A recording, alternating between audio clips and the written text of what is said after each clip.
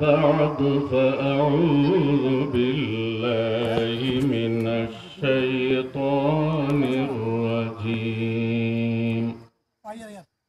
بسم الله الرحمن الرحيم.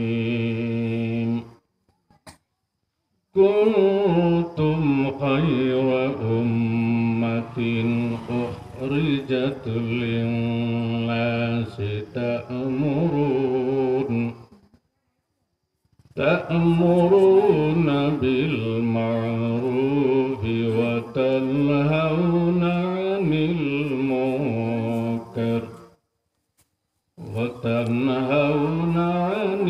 المنكر وتؤمنون بالله.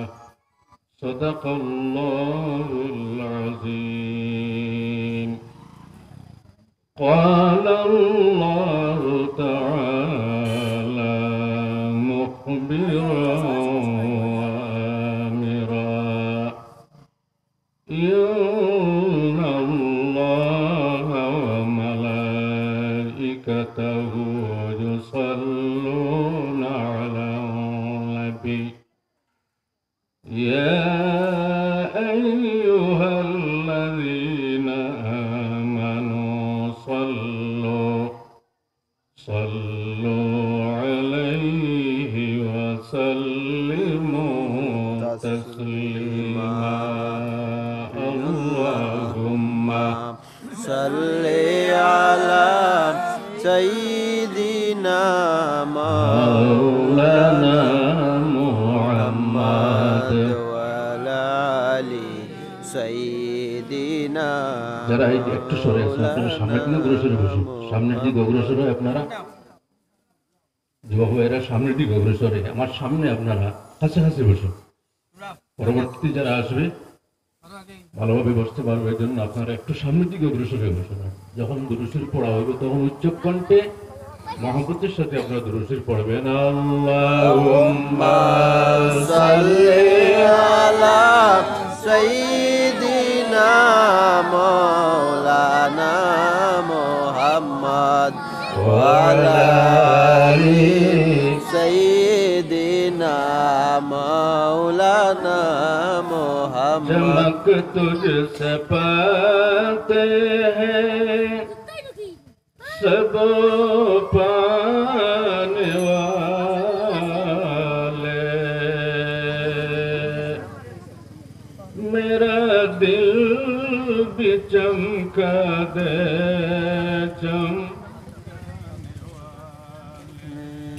अल्लाहुम्मा सल्ले अला सय्यिदिना मौलाना मुहम्मद व अला आलि सय्यिदिना मौलाना मुहम्मद। अल्लाहुम्मा सल्ली अला सय्यिदिना मौलाना मुहम्मद व अला आलि सय्यिदिना मौलाना मुहम्मद। बरसता नहीं देख कर अब्रे रहमत, बदों पर भी बरसा दे बरसाने वाले। अल्लाहुम्मा सल्ले अला सय्यिदिना मौलाना मुहम्मद व अला आलि सय्यिदिना मौलाना मुहम्मद। উচ্চ কণ্ঠে মহব্বতের সাথে যদিও মানুষের সংখ্যা কম, কিন্তু পরবর্তীতে নিশ্চয় মানুষের সংখ্যা বাড়বে। যখনই দুরূদ শরীফ পড়া হইবে আপনারা মহব্বতের সাথে উচ্চ কণ্ঠে আপনারা পড়াবেন। পড়ুন দুরূদ শরীফ। আল্লাহুম্মা সাল্লি আলা সাইয়্যিদিনা মাওলানা সাইয়্যিদিনা মাওলানা मोहम्मद वल्लाह तू जिंदा है वल्लाह तू जिंदा है वल्लाह मेरे चश्मे आलम से छुप जाने वाले अल्लाहुम्मा सल्ले अला सय्यिदिना मौलाना मुहम्मद व अला आलि सय्यिदिना मौलाना मुहम्मद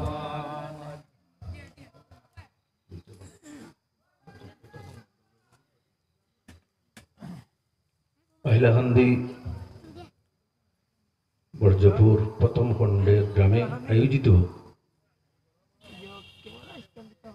দিনী মাহফিলের সম্মানিত সভাপতি সাহেব,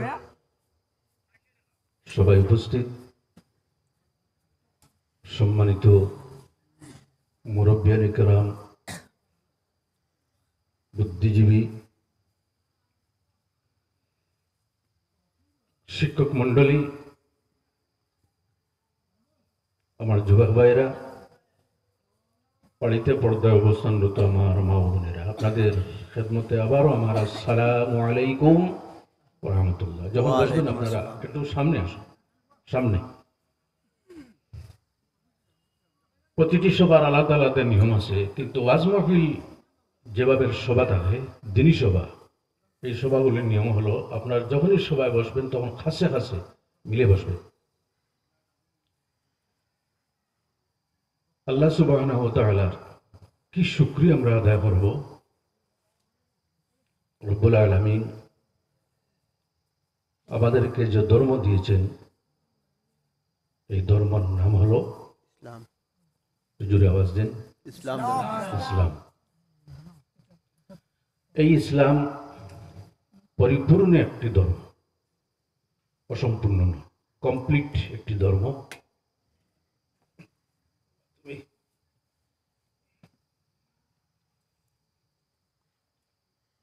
এই ধর্মের মধ্যে এমন কোনো সমস্যা নাই যে সমস্যার সমাধান নাই। প্রতিটি সমস্যার সমাধান আছে। আপনারা যখন চেয়ার রাখবেন তখন পিছন দিকে যে গ্যাপ আছে, এভাবে গ্যাপ ফেলা চেয়ার রাখবেন। বিশেষ করে আমার জন্য একটু অসুবিধা হয়, তার চেয়ে ভালো এটা সবাই এই প্লাস্টিকের চেয়ারটা দিয়ে দেয়। আমাদের যে ধর্ম, এটি একটি কমপ্লিট ধর্ম, পরিপূর্ণ ধর্ম। এই ধর্ম লাভ করাতে আমরা খুশি না বেজার? খুশি। সবে উত্তর দিতে হবে, খুশি না বেজার? খুশি। খুশি। কতটুকু খুশি? খুব বেশি। কতটুকু? খুব বেশি খুশি। আজকে আমি আপনাদের সামনে কিছু আলাপ আলোচনা করব। খুশির কোনো সীমা নাই। আমরা যদি এই ধর্ম লাভে যদি খুশি হই, তাহলে আল্লাহ সুবহানাহু ওয়া তাআলা কতটুকু খুশি হবেন? আমাদের চাইতে শত শত শত গুণ বেশি খুশি হবেন। এজন্য এই পৃথিবীতে প্রায় 900 কোটি মানুষ। এই 900 কোটির মধ্যে প্রায় 300 কোটি মুসলমান, বাকি 700 কোটি নন মুসলিম। কিন্তু একটা হাদিস আল্লাহর হাবিব আলাইহিস সালামের, আল্লাহর হাবিব আলাইহিস সালামের ইরশাদ, কিয়ামতের দিন উম্মতে মুহাম্মদী যারা, আল্লাহর হাবিব আলাইহিস সালামের উম্মত যারা, এই উম্মতের খাতার হবে 120টি। সমস্ত মানুষ মিলে, যত নবী আছেন সমস্ত নবীগণের উম্মত মিলে খাতার হবে 120টি। এই 120টি খাতার মধ্যে 80টি খাতার হবে মুহাম্মদুর রাসূলুল্লাহ সাল্লাল্লাহু আলাইহি ওয়াসাল্লাম।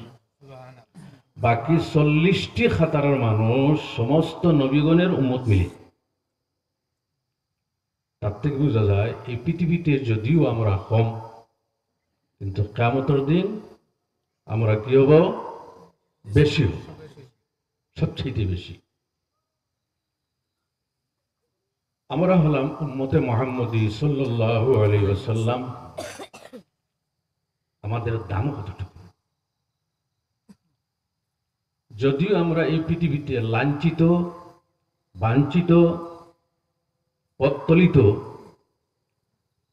তিরস্কৃত, অত্যাচারিত, শোষিত,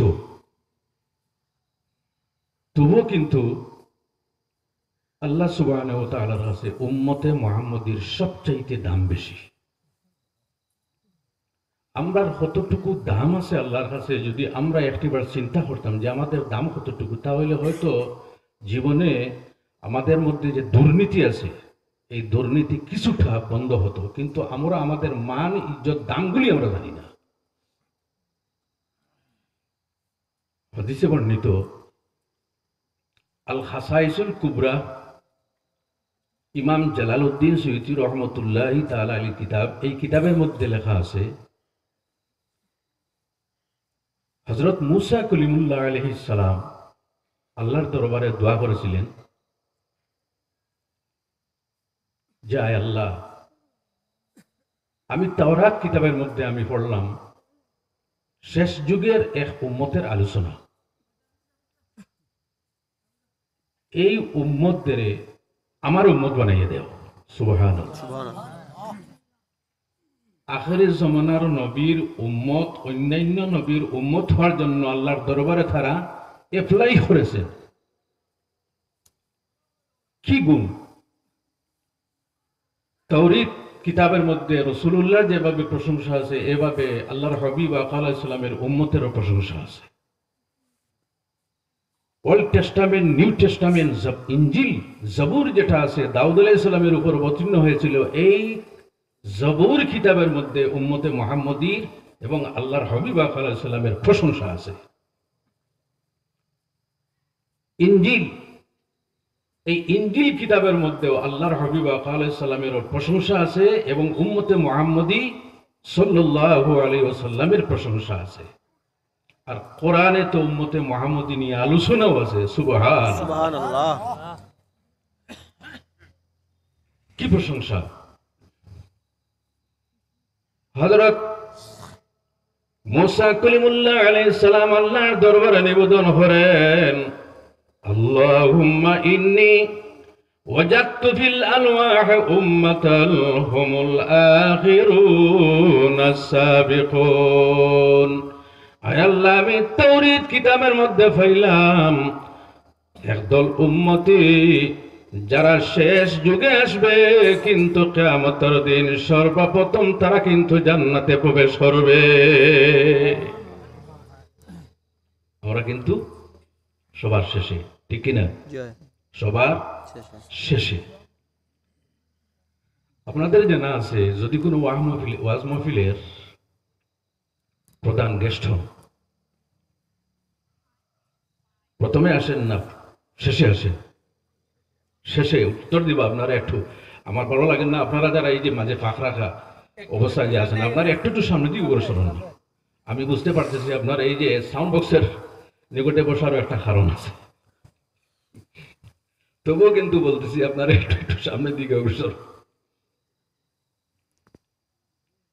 আমরা সবার শেষে, কিন্তু কিয়ামতের দিন যাব আমরা জান্নাতে সবার আগে। সবার আগে। একটু জোরে আওয়াজ দিন, জান্নাতে সবার আগে। সবার আগে। সবার প্রধান যে বক্তা থাকেন, এই বক্তা সবার শেষে আসে। কোনো কারণবশত ব্যতিক্রম হতে পারে, কিন্তু আসেন সবার শেষে। এজন্য আমরা কিন্তু সবার শেষে আসলাম।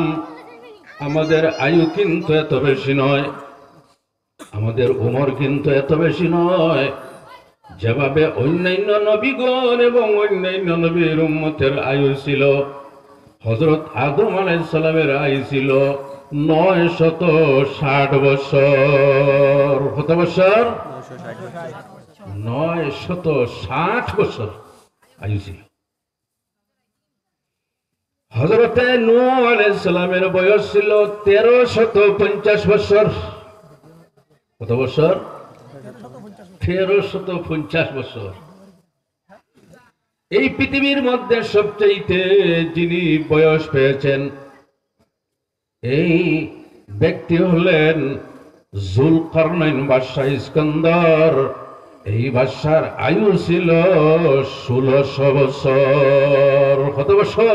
1600 বছর। মনে মনে আপনারা বলবেন, হায় রে, যদি এইভাবে বয়স আমাদের হতো তাহলে কি না কিয়ামত ঘটিতাম। জি, কিন্তু আমাদের বয়স এত বেশি নাই। বর্তমান যুগে 100 বছর পর্যন্ত পৌঁছাও কিন্তু বড় মুশকিল। 60 বছর, 65 বছর, 70 বছরের ভিতরে মানুষ দুনিয়া ছেড়ে বিদায় নেয়, ঠিক কিনা? তাদের সময় বেশি ছিল, আয়ু বেশি ছিল, কিন্তু সওয়াব কম। কি কম? জবাব দিওস, কি কম? সওয়াব কম। আচ্ছা, এটা উদাহরণ দেই। অন্যান্য নবীর উম্মতের সওয়াব আর আমাদের সওয়াব। ফজর থেকে জোহর পর্যন্ত কত সময়? অনেক সময়। এটা লম্বা সময়, ঠিক কিনা? আপনারা বুঝতে পারতেছেন? ফজর থেকে জোহর পর্যন্ত একটু লম্বা সময়, জোহর থেকে আসর পর্যন্ত সামান্য একটু কম, আসর থেকে মাগরিব পর্যন্ত কিন্তু একেবারে কম। আসর থেকে মাগরিব পর্যন্ত 5 ঘন্টা। উত্তর দেব আপনারা, আমি যাচাই করবো আপনারা মনোযোগটা আমার কথার প্রতি আছে কিনা। আল্লাহ সুবহানাহু ওয়া তাআলা বলেন, ইহুদি যারা তারা ফজর থেকে আসর পর্যন্ত কাম করলো, আমি আল্লাহ তাদের প্রমাণ স্বরূপ, তাদের উদাহরণ স্বরূপ আমি 200 টাকা দিলাম ফজর থেকে জোহর পর্যন্ত।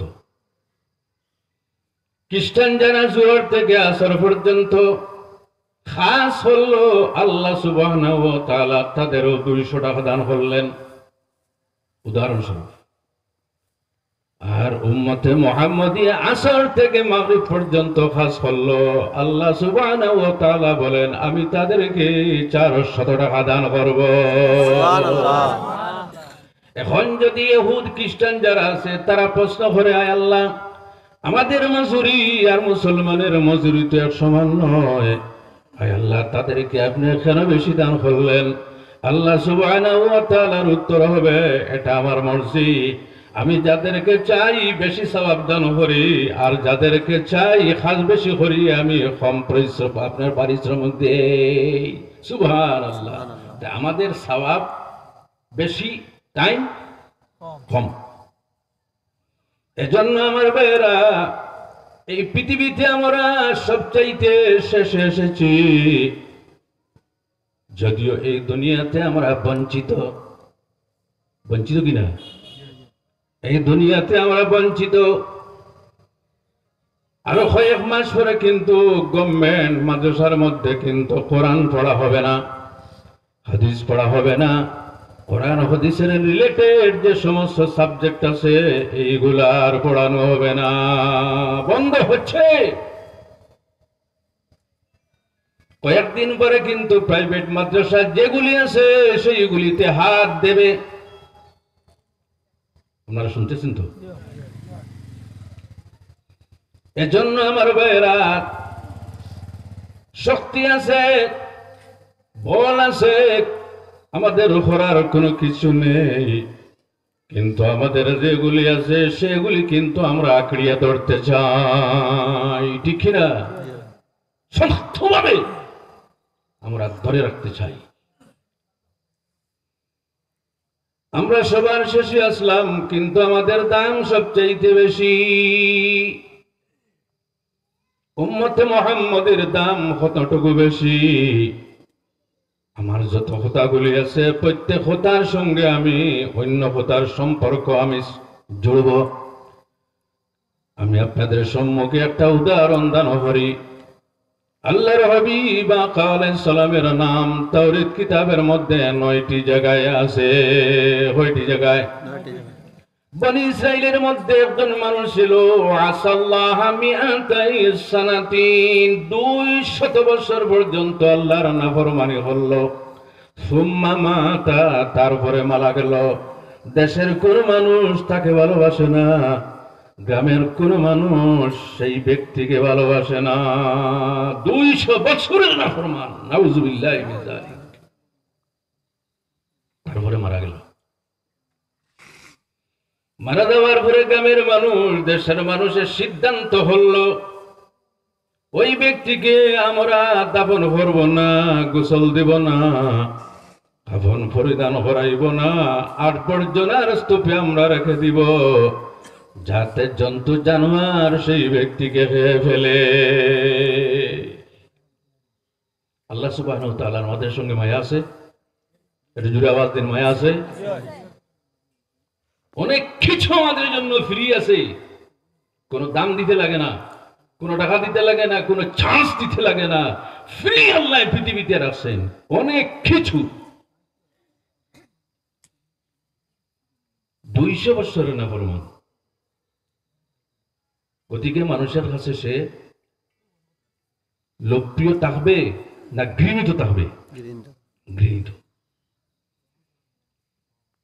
3 দিন থেকে আবর্জনার স্তূপের উপর পড়া ব্যক্তি হঠাৎ একদিন আল্লাহ সুবহানাহু ওয়া তাআলা মুসা কলিমুল্লাহর প্রতি ওহী নাযিল করলেন, হে মুসা, যে ব্যক্তি আবর্জনার স্তূপের উপর শায়িত আছে সেই ব্যক্তিকে ওখান থেকে উঠাও, গোসল দাও, কাফন পরাও এবং জানাজার নামাজ পড়ে সম্মানের সাথে ওকে দাফন করো। সুবহানাল্লাহ। হযরত মুসা আল্লাহর দরবারে নিবেদন করলেন, আয় আল্লাহ, আমি তো বিপদী, এখন যদি যাই সেই ব্যক্তিকে সেখান থেকে সরাইতে, তাহলে গ্রামের মানুষ সবাই কিন্তু আমার বিদ্রোহ ঘোষণা করবে, ঠিক কিনা? তবে এই কাজটা আমি করব। হযরত মুসা কলিমুল্লাহ সেই ব্যক্তিকে আবর্জনার স্তূপ থেকে সরাইয়া, গোসল দিয়া, কাফন পরিধান করাইয়া, জানাজার নামাজ পড়াইয়া সম্মানের সাথে দাফন করলেন। আল্লাহর দরবারে নিবেদন করলেন, রব্বুল আলামিন, দুনিয়ার মানুষের কাছে সেই ব্যক্তি কিন্তু ঘৃণিত, দুনিয়ার মানুষ তাকে ভালোবাসে না। আপনি মওলা কোন কাজের মাধ্যমে আপনি তাকে ভালোবাসলেন? কি কাজ তার মধ্যে? নিশ্চয় কোনো কাজ আছে, আছে কিনা? জি। কোন কাজে আল্লাহ রাজি হবেন আর কোন কাজে আল্লাহ নারাজ হবেন বলার কোনো ক্ষমতা নেই। হযরত মুসা কলিমুল্লাহ আলাইহিস সালামকে আল্লাহ জানালেন, হে মুসা, এই ব্যক্তির মধ্যে একটা গুণ ছিল, যদিও নাফরমান, যখন তাওরাত কিতাব বাইর করত, আবার আখির জামানার নবীর নাম যখন সে দেখত, সেই নামের মধ্যে আমার নাফরমান বান্দাটি চুমা খেত। আমার নবীর নামের মধ্যে চুমু খাওয়ার কারণে আমি আল্লাহ সুবহানাহু ওয়া তাআলা তাকে মাফ করে দিয়েছি। সুবহানাল্লাহ, জুড়ে বলুন সুবহানাল্লাহ। আমার নবীর নামের মধ্যে চুমু খাওয়ার কারণে আমি কি করলাম? আপনারা আমার সঙ্গে কথা বলুন, মাফ করে দিলাম। কি করলাম? ঠান্ডার দিন তো একটু হিট বাড়বে, আমার সঙ্গে একটু কথা বলিও। আল্লাহ মাফ করিয়া দিতে কোনো মানুষের কোনো অনুমতির প্রয়োজন আছে? এই যে আমি আগে বললাম, অনেক কিছু আমাদের জন্য এই পৃথিবীতে ফ্রি আছে, কিন্তু আমরা এই জিনিসের কদর আমরা বুঝি না। বাতাস আছে, বাতাস ছাড়া আমরা বাঁচবো? এর কোনো ট্যাক্স দিতে লাগে, চার্জ দিতে লাগে। এই যে কারেন্ট আছে, বৈদ্যুতিক তার আছে আপনার ঘরের মধ্যে, ফ্যান আছে, ফ্যানের মাধ্যমে আপনি বাতাস গ্রহণ করেন, মাসে চার্জ দেওয়া লাগে, লাগে কিনা? যদি এই বাতাসের চার্জ দেওয়া লাগতো তাহলে কি অবস্থা হতো আমাদের? একটু চিন্তা কি আমরা করছি কোনোদিন? জি না। আমার ভাইরা, যদি কোনো রোগী মুমূর্ষ অবস্থায় থাকে, নার্সিং হোমে নেওয়ার পরে কিন্তু আইসিইউতে অ্যাডমিশন করানো হয়, অক্সিজেন লাগানো হয়। এই অক্সিজেন যে সিলিন্ডার থাকে, দাম আছে কিনা? এটা জুড়ে আওয়াজ দিন, দাম আছে। আল্লাহ সুবহানাহু ওয়া তাআলা এই পৃথিবীতে অক্সিজেন রাখছেন, আমরা অক্সিজেন গ্রহণ করতেছি, কিন্তু কোনোদিন এই অক্সিজেনের ট্যাক্স এবং দাম আমাদের দিতে লাগে না। লাগে? জি না। আল্লাহ রাহমুর রাহিম। এজন্য আল্লাহ সুবহানাহু ওয়া তাআলা কোরআন শরীফে ইরশাদ করেন, ফাবিআইয়ি আলাই রাব্বিকুমা তুকাযিবান। হে আমার বান্দাগণ, আমার কোন নেয়ামতকে তোমরা অস্বীকার করবে? তারপরে সূর্যের কিরণ। আপনারা যদি লাইট দিয়ে করে আলো পাইতে চান, তাহলে কি করতে লাগবে? মাসে মাসে বিল দিতে লাগবে। এই যে সূর্যের কিরণ যেটা আছে, দিনের মধ্যে সূর্যের কিরণ পাই, কিন্তু কোনো বিল দিতে লাগে না, কোনো চার্জ দিতে লাগে না। লাগে? জি। আল্লাহ সুবহানাহু ওয়া তাআলার কি দয়া! দিনে সূর্যের কিরণ হলো, কিন্তু মানুষ দেখবে না। আল্লাহ সুবহানাহু ওয়া তাআলা তার যে দুইটি চক্ষু দান করেন, এই দুইটি চক্ষুর মধ্যে আল্লাহ তার কুদরতি কিরণ ঢুকাইয়া দিয়েছেন। একটা বাচ্চা জন্মগ্রহণ করার পরে নাক থাকে, চক্ষু থাকে, মুখ থাকে, হাত থাকে, পা থাকে, থাকে কিনা? 9 মাস 10 দিন পর্যন্ত যে বাচ্চা মার গর্ভে থাকবে, বাচ্চাটি কমপ্লিট পরিপূর্ণ বাচ্চা থাকবে। যদি এভাবে হতো, একটা বাচ্চা জন্মগ্রহণ করার পরে নাক নাই, মুখ নাই, কান নাই, হাত নাই, পা নেই, আল্লাহ যদি বলে দিতেন, হে দুনিয়ার মানুষ, নিকেট শুধুমাত্র আমি মানুষের কঙ্কাল যেটা আছে মাংস সহ তোমাদেরকে দিয়ে দিব, কিন্তু নাক যেটা আছে সেটা তোমাদের কিনে লাগাতে হবে, জিহ্বা যেটা আছে সেটা তোমাদের কিনতে হবে, দুইটি চক্ষু যে আছে তোমাদের কিনতে হবে। মানুষ জন্মগ্রহণ করার পরে নাক যদি কিনতে লাগতো, তাহলে আমাদের কি অসুবিধা হতো? প্রতিযোগিতা আরম্ভ হয়ে যেত। একজন বলতো, আমি জাপান থেকে নাকটা আমি আনাইব, আমি আমেরিকা থেকে আনাইব, আমি নিউজিল্যান্ড থেকে আনাইব, আমি ফ্রান্স থেকে আনাইব। অনেকে বলতো, এই যে হাত যেটা আছে দুইটা, আমি কিন্তু আমার দেশের হাত লাগাবো না, আমি আমেরিকার থেকে হাত আনবো। পাও যে দুইটি আছে, আমি কিন্তু ব্রিটেন থেকে আনবো।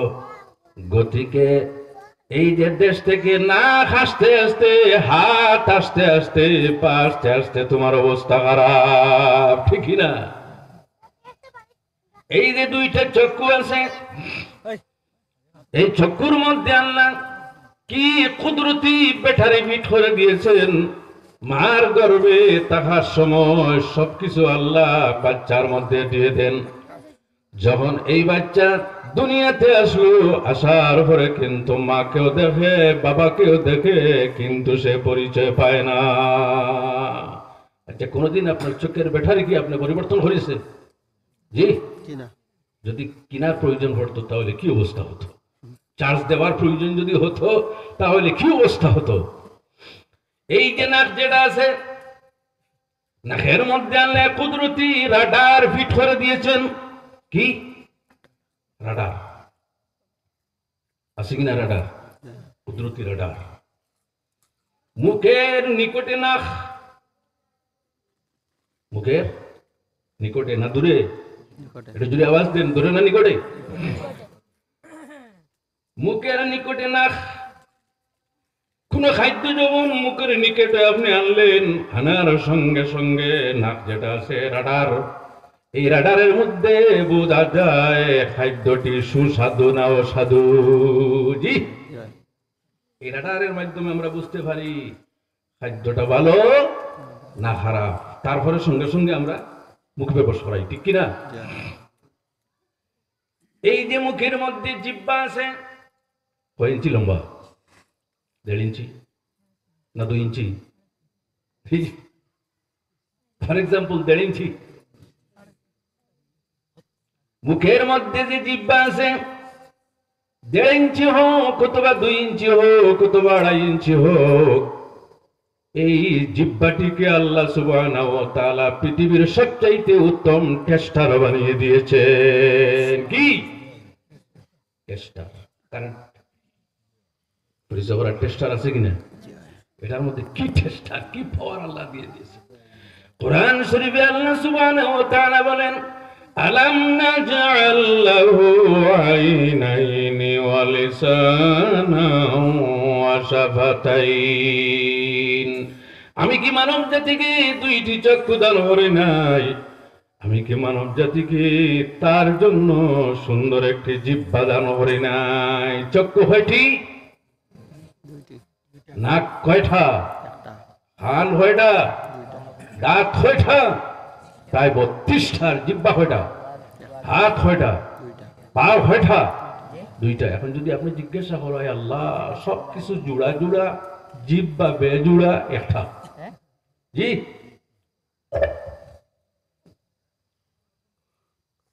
এই জিহ্বার পাওয়ার আছে কিনা? জি এই জিহ্বার পাওয়ার কতটুকু? এই জিহ্বার পাওয়ার এতটুকু, যখন কোন মানুষ ইয়া আল্লাহ, যখন কোন মানুষ ইয়া আরহামার রাহিমিন বলে ডাক দে, আল্লাহ সুবহানাহু ওয়া তাআলা আরশ আজিম থেকে সারা দিন বলেন, বান্দা কি চাইতেছ? ওয়া নাহনু আকরাবু ইলাইহি মিন হাবলিল ওয়ারিদ। আমি তোর নিকটে আছি, তুই কি চাস আমি আল্লাহ দান করে দিব। সুবহানাল্লাহ। পাওয়ার আছে কিনা? আল্লাহ আরশ পর্যন্ত কেঁপে উঠে এই যে জিহ্বার কারণে। আল্লাহর হাবিব আলাইহিস সালামের ইরশাদ, যখন কোন মানুষ কোন জিকির করে, আমার সঙ্গে জিকির করুন, সুবহানাল্লাহ, আলহামদুলিল্লাহ, লা ইলাহা ইল্লাল্লাহ, সুবহানাল্লাহ ওয়ালহামদুলিল্লাহ, লা ইলাহা ইল্লাল্লাহ। এই যে সুবহানাল্লাহ, অনেক সময় আপনার ওয়াজের মাহফিল কি বলেন? সুবহানাল্লাহ, নিরর্থক নয়। আল্লাহর হাবিবের ইরশাদ, যখন কোন মানুষ এই জিহ্বা দ্বারা একটিবার সুবহানাল্লাহ বলবে, তার জন্য জান্নাতের মধ্যে একটা খেজুরের গাছ লাগানো হবে। যখন কোন মানুষ আলহামদুলিল্লাহ বলবে এবং সুবহানাল্লাহ একসাথে বলবে, এই আসমান এবং জমিনের মধ্যে যত পাক জায়গাগুলি আছে, সমস্ত পাক জায়গাগুলি সওয়াব দ্বারা পরিপূর্ণ হয়ে যায়। এই সবগুলির বান্দার আমলনামার মধ্যে লিখিয়ে দেওয়া হয়। সুবহানাল্লাহ। যখন কোন মানুষ আল্লাহু আকবার বলে, কি বলে? আল্লাহু আকবার। আল্লাহু আকবার বলে, আল্লাহ সুবহানাহু ওয়া তাআলা তার ডাকের সঙ্গে সাড়া দিয়ে বলেন, হে বান্দা, তুই কোন মুসিবতে আছিস কি? আমি আল্লাহ তোকে সাহায্য করার জন্য প্রস্তুত আছি। এই জিহ্বার দাম আছে কিনা? এজন্য আমার ভাইয়েরা, অসংখ্য কোন জিনিস আমাদের মধ্যে আছে, কিন্তু আমরা এগুলির মান, এগুলির সম্মান আমরা জানি না। এজন্য আমি যে আয়াত শরীফ আপনাদের সম্মুখে তিলাওয়াত করলাম, আল্লাহ সুবহানাহু ওয়া তাআলার ইরশাদে, কুনতুম খায়রা উম্মাতিন উখরিজাত লিন-নাসি তা'মুরুনা বিল মা'রুফি ওয়া তানহাউনা আনিল মুনকার। হে আখিরি জামানার নবীর উম্মত, তোমরাই উত্তম উম্মত। সুবহানাল্লাহ, সুবহানাল্লাহ। কার কথা? আমার কথা? আল্লাহর কথা। কার কথা? উত্তম উম্মত। তোমাদের খাস 3টি। কয়টি খাস? 3টি। এই 3টি খাস সম্বন্ধে বলবো। তারপরে যে প্রথম যে ঘটনা আমি আরম্ভ করেছিলাম, সেটা এই খাসের সঙ্গে আমি সম্পর্ক করে দিব। তোমাদের খাস 3টি, এদিকে দেখবেন।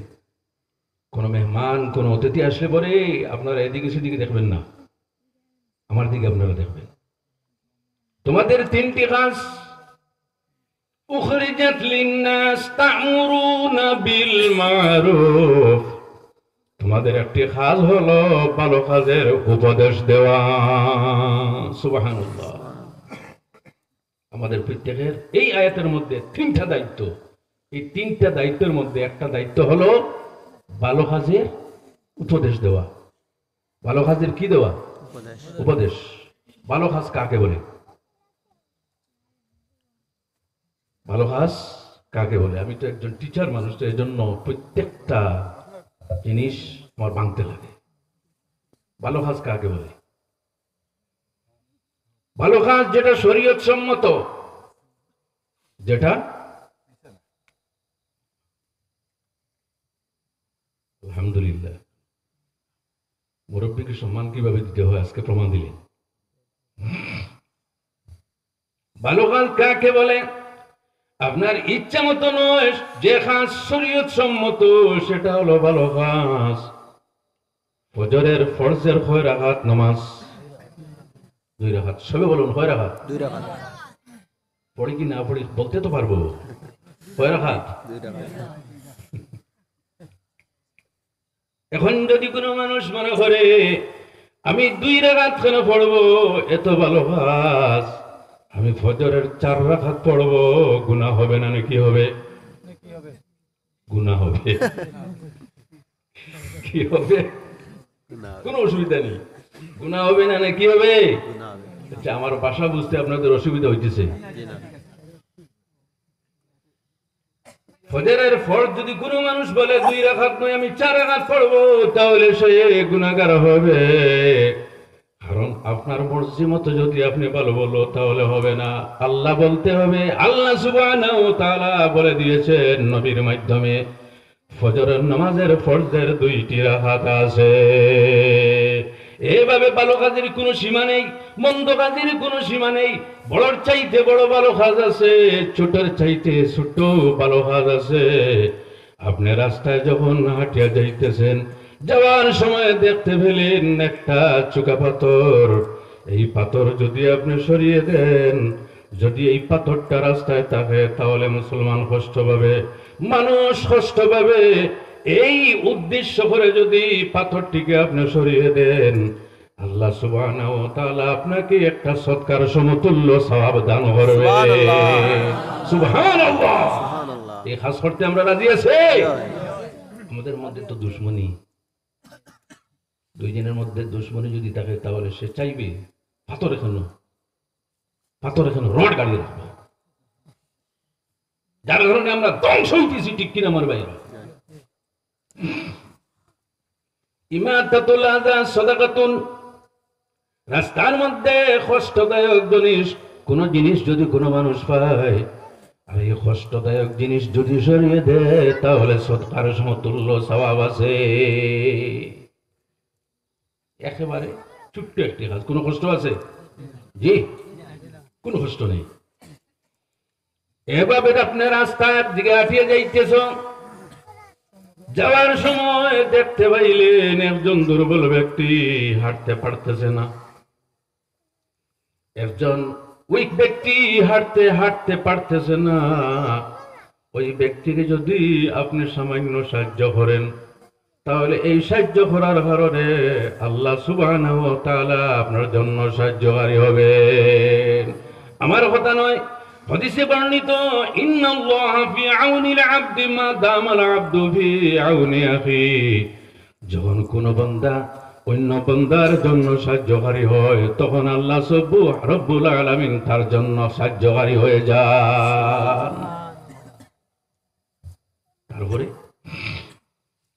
আপনি রাস্তায় যাইতেছেন, যাওয়ার পরে দেখলেন একজন ঠেলাওয়ালা মানুষ। কি মানুষ? ঠেলাওয়ালা। ঠেলাওয়ালা, একটু জোরে আওয়াজ দিন। কি মানুষ? ঠেলাওয়ালা মানুষ। একটু আপ হলে আর যদি লোড বেশি থাকে তাহলে ঠেলাওয়ালা মানুষ কিন্তু এই যে আপ উঠানো সম্ভব হবে তার জন্য ঠেলাটি জি না। না। ওই সময় যদি কোনো মানুষ সাহায্য করে, আর সাহায্যের কারণে যদি তার সমস্যাটা সমাধান হয়, আল্লাহ সুবহানাহু ওয়া তাআলা আপনার কোনো কাজের মধ্যে সাহায্যকারী হইবে। এইভাবে যদি মনোভাব আমাদের থাকে মুসলমানের প্রতি সাহায্য করা, তাহলে কোনোদিন কোনো মুসলমান সমস্যায় পড়ার কথা নয়। ঠিক কিনা আমার ভাইয়েরা? আপনারা একটু একটু সামনের দিকে অগ্রসর হন, একটু একটু সামনে, যত সামনের দিকে অগ্রসর হয়ে আপনারা জমিয়ে বসবেন আমার ভালো লাগবে। এবং এটা হলো সবার আদব। জুড়ে জুড়ে শ্রী পড়ুন, আল্লাহুম্মা সাল্লি আলা সাইয়্যিদিনা মাওলানা মুহাম্মদ ওয়া আলা আলি সাইয়্যিদিনা মাওলানা মুহাম্মদ। আল্লাহুম্মা সাল্লি আলা সাইয়্যিদিনা মাওলানা মুহাম্মদ আলা আলি সাইয়্যিদিনা মাওলানা মুহাম্মদ। আমার ভাইয়েরা, আল্লাহর হাবিব আলাইহিস সালাম কিভাবে মানব জাতির জন্য সাহায্যকারী ছিলেন। আল্লাহর হাবিবের সঙ্গে একজন ইহুদি যুবক থাকতো। ইহুদি যুবক, একটু জুড়ে আওয়াজ দিন, ইহুদি। এই ইহুদি সম্প্রদায় পৃথিবীর মধ্যে সবচেয়ে বুদ্ধিমান। বর্তমান জগতে এই পৃথিবীতে সবচেয়ে ব্রেইনিস্ট যে সম্প্রদায়, সেই সম্প্রদায়টি হলো ইহুদি। ইহুদি। গোটা পৃথিবী তাদের কবজা, আমরা কিন্তু জানি না। এই ইহুদি সম্প্রদায় সবচাইতে ব্রেইনিস্ট, সবচাইতে বুদ্ধিমান কোন কারণে? এই কারণে আল্লাহ সুবহানাহু ওয়া তাআলা মুসা কলিমুল্লাহর জন্য আকাশের খাদ্য দান করেছিলেন, মান আর সালওয়া। মান এবং সালওয়া, এই মন সালওয়া জান্নাতি খাদ্য। এই খাদ্যগুলি খাওয়ার কারণে তাদের মধ্যে বিবেক বুদ্ধি সবচেয়ে বেশি। সুবহানাল্লাহ। আমরা যে জিনিস খাই তার মধ্যে কি শক্তি নাই? জি আছে, এর চেয়ে বেশি শক্তি আছে। সুবহানাল্লাহ। কিন্তু আমরা এদিকে লক্ষ্য করি না। আপনাদের অনেক ছেলে মেয়ে আছে ট্যালেন্টেড, গ্রামের অনেক ছেলে মেয়ে আছে, দেখা যায় পড়াতে অত্যন্ত ভালো, ঠিক কিনা? জি একটু আওয়াজ দিও। মানুষ গরিব, তার খরচ কিন্তু বহন করতে পারতেছে না, কিন্তু ছেলে হোক মেয়ে হোক অত্যন্ত পড়ায় ভালো, অত্যন্ত পড়ায় ভালো। এই গরিব ছেলে হোক মেয়ে হোক যদি কোনো মানুষ পড়তে সাহায্য করে, তাহলে বিচিত্র নয়, আল্লাহ সুবহানাহু ওয়া তাআলা আপনার ঘরের মধ্যে কোনো অলির জন্ম দিতে পারে। এজন্য বর্তমান যুগে ইসলামিয়াতের সাথে জেনারেল শিক্ষা গ্রহণ করা আমাদের জন্য জরুরি হয়ে গেছে, ঠিক কিনা আমার ভাইয়েরা? আমাদের কোনো হাতিয়ার নেই। আপনারা মনে করবেন না যে আমরা খুব পাওয়ারফুল। এখন আমাদের হাতিয়ার কোনটি? বললাম তরবারি, জি দা, এগুলির যুগ শেষ, ঠিক কিনা? আল্লাহর হাবিব যদি বলে দেন মুসলমান তোমাদের হাতিয়ার কি, তাহলে আমরা মানতে রাজি আছি। একটু জোরে আওয়াজ দেন, মানতে রাজি আছি। আল্লাহর হাবিব আলাইহিস সালাম বলেন, আল ইলমু সালাহি, ও দুনিয়ার মানুষেরা তোমরা জানিয়ে রাখিও, আমাদের সবচেয়ে বড় হাতিয়ার হলো আমাদের শিক্ষা। সবচেয়ে বড় হাতিয়ার কোনটি? শুধুমাত্র চাকরির জন্য নয়, শুধুমাত্র এমপ্লয়ি হওয়ার জন্য নয়, শিক্ষা গ্রহণ যদি কোনো মানুষের এই নিয়ত যদি থাকে, উদ্দেশ্য থাকে সমাজ সেবার জন্য আমি শিক্ষা গ্রহণ করতেছি, তাহলে যে কোনো সাবজেক্ট পড়ুক না কেন, সেই সাবজেক্ট পড়াটি আল্লাহ রাব্বুল আলামিন তার জন্য সওয়াবের কাজ করে দেবে। নিয়ত কোনটি থাকতে হবে? সমাজের সেবা। কোনটা? কিন্তু আমাদের মধ্যে এই মন মানসিকতা নাই। অনেক মানুষ আছে ধনী হলে চায় শুধুমাত্র তার ধনটা বাড়তো, আর অন্য কোনো মানুষের ধন যাতে না বাড়ে। শিক্ষিত আমার ভাইয়েরা, এই যে আমাদের মধ্যে সমস্যা, এই সমস্যাগুলির সমাধান হবে কিনা? আমি অনেক জায়গায় যাই, এগুলি নিয়ে আলোচনা করি, হয়তো সে খারাপ পাইতে পারে, কোনো অসুবিধা নেই, কিন্তু আমার সমাজের কথা আমার বলতে লাগবে, ঠিক কিনা আমার ভাইয়েরা? এইভাবে যদি কোনো মানুষ কোন গরিব ছেলে মেয়েকে যদি সাহায্য করে, অনেক ট্যালেন্টেড আমার মাদ্রাসার মধ্যে অনেক গরিব ছাত্র আছে, কারণ মানুষেরা মাদ্রাসায় পড়ায় কোন বাচ্চাকে পাঠায়, যে বাচ্চা রোগগ্রস্ত অসুস্থ সেই বাচ্চাকে মাদ্রাসায় দেয়, মসজিদে দেয়, কিন্তু আল্লাহর হুকুম আল্লাহর মর্জি মাদ্রাসায় দেওয়ার পরে দেখা যায় সেই বাচ্চাটি সুস্থ হয়ে অনেক ট্যালেন্টেড হয়ে গেছে। কি স্মরণ শক্তি! আল্লাহু আকবার। আমার ভাইয়েরা, এই স্মরণ শক্তি আল্লাহর দান। কার দান? আল্লাহর দান। একটু জোরে আওয়াজ দেন, কার দান? আল্লাহর দান। পৃথিবীর সবচেয়ে বিস্ময়কর আবিষ্কার হলো কম্পিউটার, ঠিক কিনা? জি, এখন তো মোবাইলের যুগ, ইন্টারনেটের যুগ, ডিজিটাল ইন্ডিয়া, ডিজিটাল দুনিয়া। মানুষের মোবাইলের মধ্যে কতটুকু যে সেন্সর আছে সে বলতে পারবে না। এর চাইতে আশ্চর্যের কথা হলো আল্লাহ সুবহানাহু ওয়া তাআলা দুনিয়ার মানুষকে যে সিনা দিয়েছেন, এই দুনিয়ার মানুষকে যে সিনা দিয়েছেন, এই সিনার মধ্যে দুনিয়ার যত জিনিস যদি সে ডাউনলোড করে, তারপরেও দেখা যাবে অসংখ্য জায়গা খালি বাকি রয়ে গেছে, অসংখ্য জায়গা খালি আছে। বর্তমানে কোনটা চলে, 4G না 5G? জি, এটা কত যে জি আল্লাহ ভালো জানে, ঠিক কিনা? এজন্য আমার ভাইয়েরা, গরিব ছাত্র ছাত্রী যদি থাকে তাহলে আপনারা ক্ষমতা অনুযায়ী সাহায্য করবেন। এজন্য আল্লাহ সুবহানাহু ওয়া তাআলার ইরশাদ, কুনতুম খায়রা উম্মাতিন উখরিজাত লিন-নাস তা'মুরুনা বিল মা'রুফি ওয়া তানহাউনা আনিল মুনকার। তিনটা দায়িত্ব, এই তিনটা দায়িত্বের মধ্যে প্রথম যে দায়িত্ব, সেই দায়িত্বটি হলো ভালো কাজের উপদেশ দেওয়া। কি কাজের? ভালো কাজ। আচ্ছা, ভালো কাজ যেটা শরীয়ত সম্মত, শরীয়ত অনুমোদিত, সেটা হলো ভালো। আমরা তো বড় সওয়াবের কাজ দেখি, কিন্তু অনেক ছোট ছোট সওয়াবের কাজ আছে যেগুলির কারণে আল্লাহ তার জীবনের গুনাহ মাফ করে দিতে পারেন। ছোট্ট ছোট্ট কাজ। আপনারা ঘরের মধ্যে ফ্যামিলি আছে, নারী আছে, পুরুষ আছে, ছেলে মেয়ে আছে। আল্লাহর হাবিব আলাইহিস সালামের ইরশাদ, আপনাদের বাচ্চাদের উপরে যদি খরচ করো তাহলে এটা হইল উত্তম সদকা। আপনার যে ফ্যামিলি আছে, স্ত্রী আছে, স্ত্রীর সঙ্গে যদি ভালোভাবে আর ব্যবহার করো সেটাও কিন্তু সওয়াবের কাজ।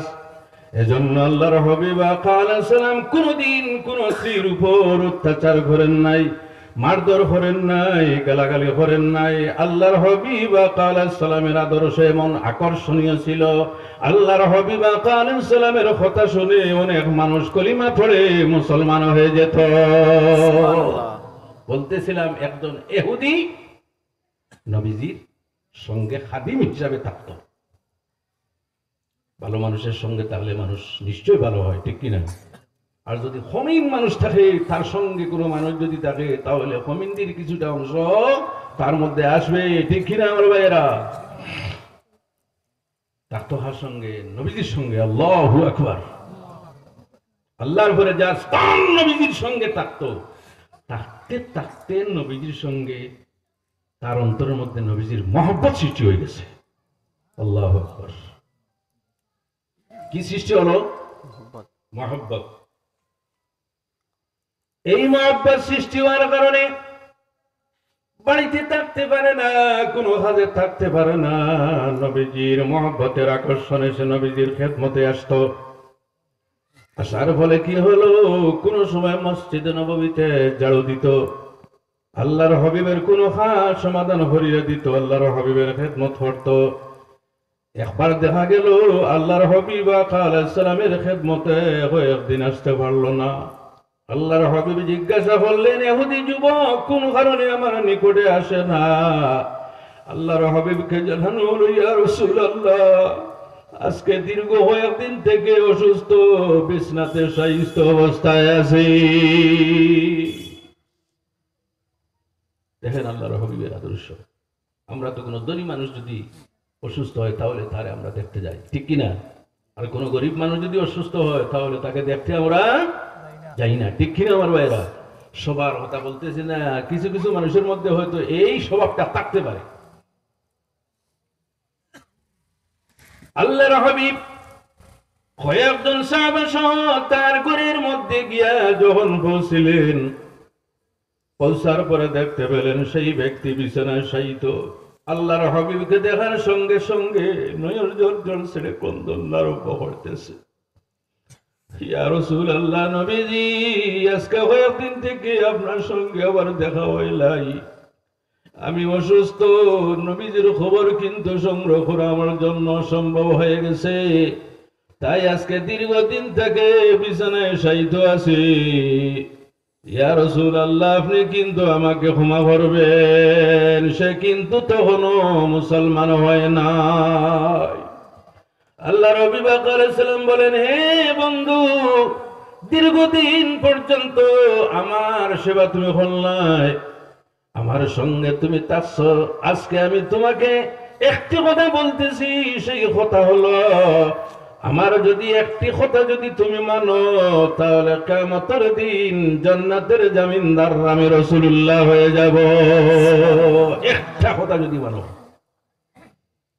সেই কথাটা হলো, তুমি পড়ে নাও লা ইলাহা ইল্লাল্লাহু মুহাম্মাদুর রাসূলুল্লাহ।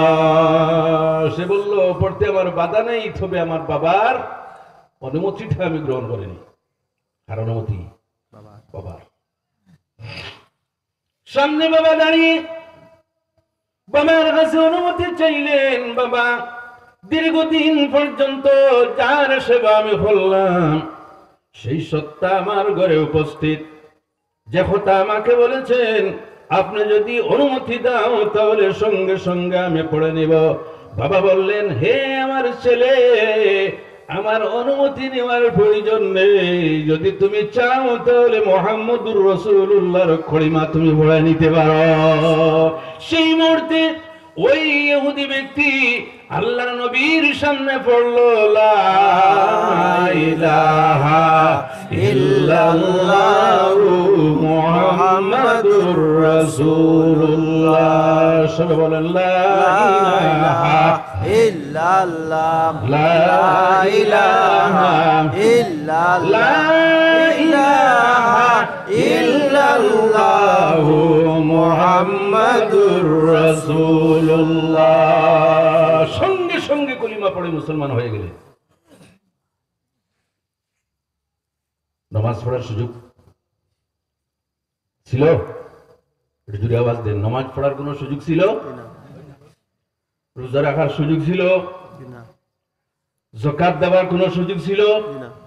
হজ করার কোনো সুযোগ ছিল? কোনো সুযোগ ছিল না।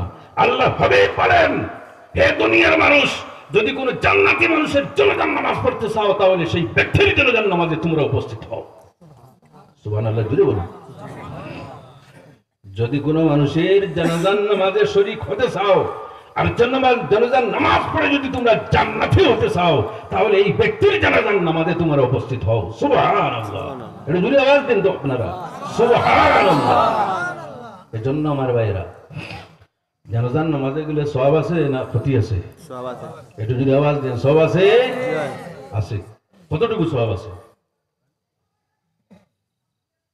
যদি কোনো মানুষ কোন জানাজার নামাজে যায়,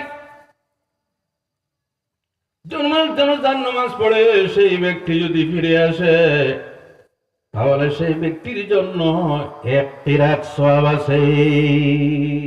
কি আছে? এক কিরাত।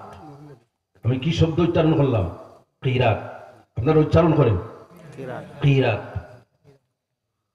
এক কিরাত সব আছে, তাড়াতাড়ি দিয়ে দেন।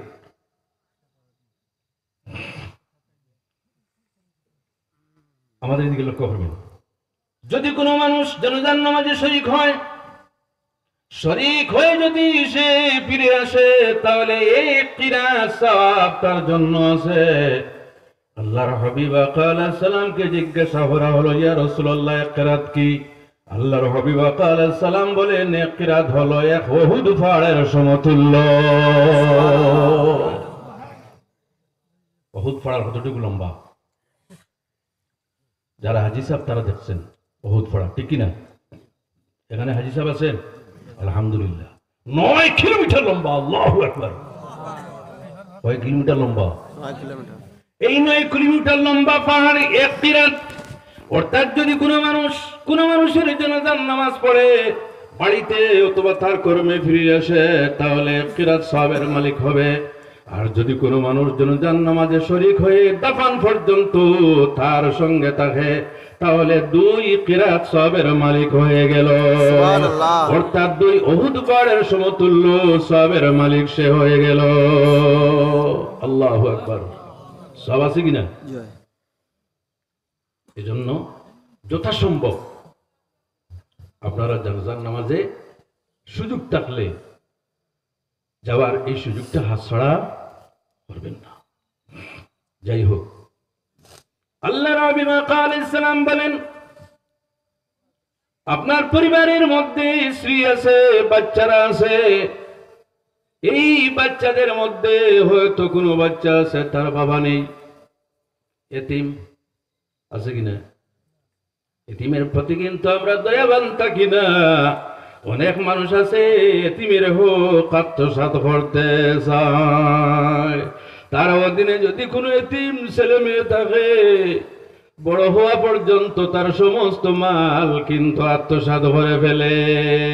জেনে রাখবেন ভাইরা, আল্লাহ সুবহানাহু ওয়া তাআলার ইরশাদ যাদের জানা আছে আমার সঙ্গে তিলাওয়াত করিও, আউযু বিল্লাহি মিনাশ শাইতানির রাজিম, বিসমিল্লাহির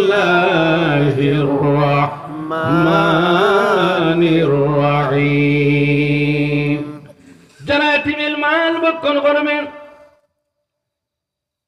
যারা এতিমের মাল ভক্ষণ করবে, তারা কিন্তু তাদের পেটের মধ্যে মাল ঢুকাইতেছে না, তারা কিন্তু তাদের পেটের মধ্যে দুজখের আগুন ঢুকাইতেছে। কি? দুজখের আগুন। আল্লাহু আকবার। দুজখের আগুন জানা আছে কতটুকু? খুব ঠান্ডা। জি, এই সমস্যা রে বাবা।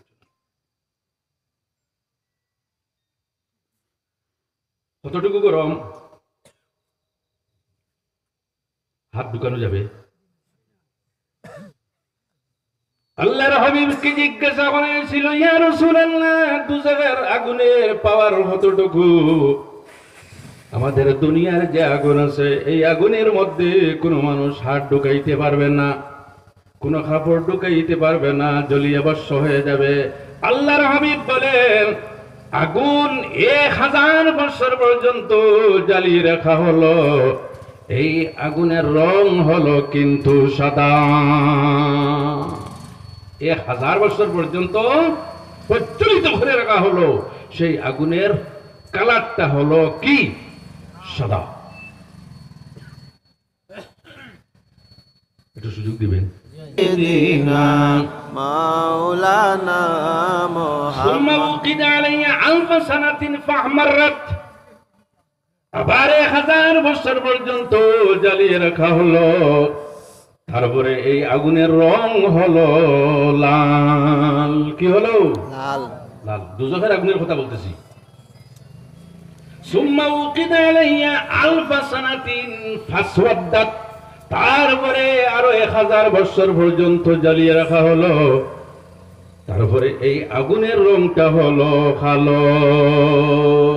ভাইয়েরা, দুজখের আগুনের রং কিন্তু কালো। যারা দুজখে আছে একজন অপরজনকে কিন্তু দেখতে পাবে না।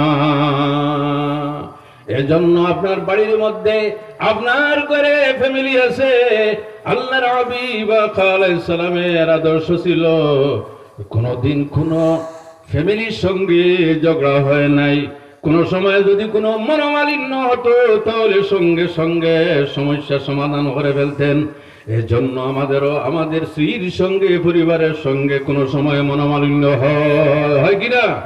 এটা জোরে আওয়াজ দেন যাদের বিবাহ হয়ে গেছে। এই অঞ্চলে মনে হয় একেবারে হয় না, হয় কিলাকিলি।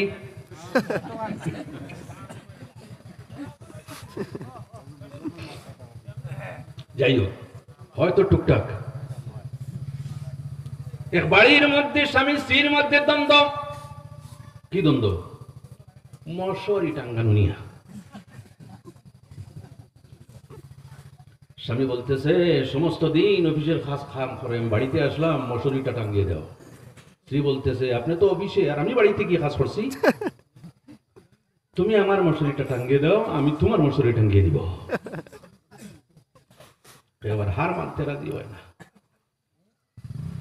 খেলা ধাক্কা। স্ত্রী বলে আমার মশারি তুমি ঠাঙ্গাও আর আমি তোমার মশারি ঠাঙ্গাইব। সমাধান হয় না। শেষ মুহূর্তে একটা সিদ্ধান্ত উপনীত হইল, একটা ফয়সলা করলো, বিনা মশারি ঘুমাইতেছে। সিদ্ধান্ত হলো যে সর্বপ্রথম কথা বলবে, যে কোনো ধরনের কথা হোক, সেই মশারি টাঙ্গাইবে। এখন আর কথাই নাই, মশাই কামড়াইতেছে, কোনো কথা নেই, শব্দও নাই। ঘরের নিকটে ছিল চোর, সমস্ত শুনতেছে। সে বলতেছে আজ কিন্তু মৌকা আছে। চোর ঢুকলো, ঢুকার পরে স্ত্রীর হাত থেকে যে সোনার হাড় ছিল আস্তে আস্তে কুলিয়ে নিতেছে। খুব শব্দ নাই, কোন কারণে? শব্দ বাইর হলে মশারি টাঙ্গাইতে লাগবে। যাই শোনা যাও, কিন্তু মশারি টাঙ্গাইব না। দেখতেছে কিন্তু কোনো শব্দ নাই। তারপরে স্বামীর মাথার নিকটে মোবাইল ছিল, আরো কিছু জিনিস ছিল, সমস্ত লইয়া যাইতেছে, কিন্তু কোনো শব্দ নাই। এই যে বোকামি, আপনারা বলেন তো বোকামির কারণে লাভ হলো না লস হলো? লস হলো। এর জন্য আমার ভাইয়েরা একটা কথা বলি, জীবনে মনে রাখিও, মনোমালিন্য হতে পারে কিন্তু কোনোদিন স্ত্রীর গায়ে হাত উঠাইবেন না। আল্লাহর হাবিব আলাইহিস সালাম বলেন, নারী সমাজ যারা আছে, মেয়ে লোক যারা আছে, তাদের দোয়া কিন্তু আল্লাহর দরবারে তাড়াতাড়ি কবুল হয়। সুবহানাল্লাহ বলেন। সুবহানাল্লাহ। আপনারা মনে মনে ভাববেন আজকে তো হুজুর দেখি তো তাদের পক্ষে। তাদের পক্ষে নয়, আমি হাদিসের কথা বলতেছি, হাদিসের কথা বলতেছি। তাদের দোয়া বেশি কবুল হয়। মা বোনেরা আমার জন্য দোয়া করিও। আমাদের দোয়া কবুল হবে না? জি হবে। আমাদের দোয়া কবুল হবে, তাদের দোয়া কবুল বেশি হয়। কোন কারণে? দোয়া কবুল হওয়ার জন্য একটা কন্ডিশন আছে। এই কন্ডিশনের মধ্যে একটা কন্ডিশন হলো খাদ্য কিন্তু হালাল হইতে লাগবে। যদি খাদ্য হালাল হয় না তাহলে দোয়া কিন্তু কবুল হবে না। আপনি যেভাবে রুজি রোজগার করো, যেভাবে হোক কামাই করো, আপনি যখন করে কোনো কিছু খরচ আনবেন সমস্ত তাদের জন্য হালাল হয়ে যায়। সুবহানাল্লাহ। ওদিকে তারা দোয়া হলে এই দোয়া তাড়াতাড়ি কি হয়? কবুল হয়। কবুল হয়। আল্লাহর হাবিব বলেন, যখন কোন স্বামী স্ত্রী এক জায়গায় বসে একজন আর একজনের সঙ্গে যখন দৃষ্টিপাত করে, সেই সময় হাসাহাসি করে, তাদের হাসাহাসি দেখে আল্লাহ সুবহানাহু ওয়া তাআলা রাজি হয়ে যান। এখন যদি খাস খাম ছেড়ে আপনারা হাসাহাসিতে থাকো, মেরপুরের হুজুর ওয়াজ করে গেছেন, তাহলে তো আমি বিপদী। জি গাদি মা করবা, এইভাবে না বসলে অসুবিধা হয়। বাইরে আমার এই যে আল্লাহর হাবিবের আদর্শ দেখুন। একদিন হযরত আয়েশা সিদ্দিকা রাদিয়াল্লাহু তাআলা আনহা একমাত্র আল্লাহর হাবিবের শ্রী 11 জন সিলসিলা কয়জন? একটু জোরে আওয়াজ দেন, কয়জন? 11 জন। 11 জন শ্রীদের মধ্যে 2 জন ছিল কোরআনের হাফিজ। কয়জন? 2 জন। এই 2 জনের মধ্যে একজন হলেন হযরত আয়েশা সিদ্দিকা রাদিয়াল্লাহু তাআলা আনহা, আর আরেকজন হলেন হযরতে হাফসা রাদিয়াল্লাহু তাআলা আনহা। 2 জন কোরআনের হাফিজ। একদিন হযরতে আয়েশা করে বিষণ্ণ অবস্থায়, মন খারাপ হতে পারে না? মন খারাপ স্থির হতে পারে কিনা? মন খারাপ। আল্লাহর হাবিব জিজ্ঞাসা করলেন, আয়েশা আজকে তোমার কি হলো? তোমার মুখের মধ্যে আমি হাসি দেখি নাই। আল্লাহর হাবিবকে জবাব দিলেন, ইয়া রাসূলুল্লাহ, আমার মাথায় খুব বেশি বেদনা। কি মাথায় বেদনা? হযরতে আয়েশা জবাবে রাসূলুল্লাহ বলেন, হয়তো মোরার নোটিশ এসে গেছে। তো হযরতে আয়েশার উত্তর শুনুন, জিও, আপনি তো আমার জন্য দোয়া করতেছেন মরতাম, আর আমি মরার পর আর একটি বিয়ে আপনি করবেন। বিয়ের মধ্যে থাকে কিনা এটাতে দৌড়া নেই, কারণ এটা ফুর্তি। আল্লাহর হাবিব কিন্তু সত্য জিনিস নিয়ে ভর্তি করতেন, মিথ্যা কথা নিয়ে ভর্তি নয়। একজন বৃদ্ধা নারী রাসূলুল্লাহর নিকটে উপস্থিত, ইয়া রাসূলুল্লাহ, আপনি আমার জন্য দোয়া করুন, আমি জান্নাতে যাব। আল্লাহর হাবিব বলেন, কোন বৃদ্ধা পুরুষ বৃদ্ধা নারী জান্নাতে যাবে না। সঙ্গে সঙ্গে খেতে ফেললেন, উপায় নাই। আর জবান থেকে বাইর হইতেছে, এটা জুড়ে আওয়াজ দিন, হার জবান থেকে, নবীর জবান থেকে বাইর হইতেছে, কোন বৃদ্ধা নারী এবং বৃদ্ধ পুরুষ জান্নাতে যাবে না। আপনারা তো আমার উপর রেখে যাবেন। ওই মেয়ে লোকটি আল্লাহর হাবিবের খেদমতে ক্রন্দন আরম্ভ করতেছে, ইয়া রাসূলুল্লাহ, আপনি যদি বলেন আমরা জন্য যাবো না, তাহলে খেয়ে যাবে। আল্লাহর হাবিব বলেন, মা গো, তুমি কিন্তু বুঝতে পারলে না, যখন মানুষ জান্নাতে যাবে তখন বৃদ্ধার বৃদ্ধ থাকবে না। 33 বছরের যুবকের বয়স হবে, জোরে বলো সুবহানাল্লাহ। কত বছর বয়সের? 33 বছর। কথা তো ঠিক আছে, কথা ঠিক আছে কিনা?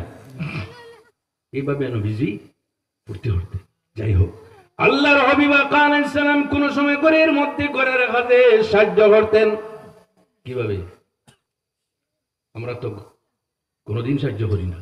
জি, মেয়ে লোকের কাজের মধ্যে রাসূলুল্লাহ সাহায্য সহযোগিতার হাত বাড়িয়ে দিতেন। আল্লাহর হাবিব আলাইহিস সালাম কোন সময় জুতা সেলাই করতেন, কোন সময় কাপড় সেলাই করতেন। কোন লজ্জা নেই, কোন শরম নেই। যার যদি কাজ কোন মানুষ যদি করে, তাহলে লজ্জা নেই, কোন ধরনের শরম নেই। আপনার ধনী হন, কোনো অসুবিধা নেই, কিন্তু আপনার পরিবারের কাজের মধ্যে যদি সাহায্য সহযোগিতার হাত বাড়িয়ে দেন, তাহলে কোনো ধরনের লজ্জা নাই। কিন্তু আমাদের সমাজের সমস্যা হলো, মানুষ বলবে বউর বাউয়া। কি বলবে? বউর বাউয়া না? কি বলবে? নাউজুবিল্লাহি মিন যালিক। রাসূলুল্লাহ সাহায্য সহযোগিতার হাত বাড়িয়ে দিয়েছেন। আল্লাহর হাবিব আলাইহিস সালামের আদর্শ ছিল, আল্লাহর হাবিব যখন কোন পাথরের নিকটে হাঁটিয়ে যাইতেন, আল্লাহর হাবিব পাথর যখন নবীকে দেখত, তখন বলতো, আসসালাতু আসসালামু আলাইকা ইয়া রাসূলুল্লাহ।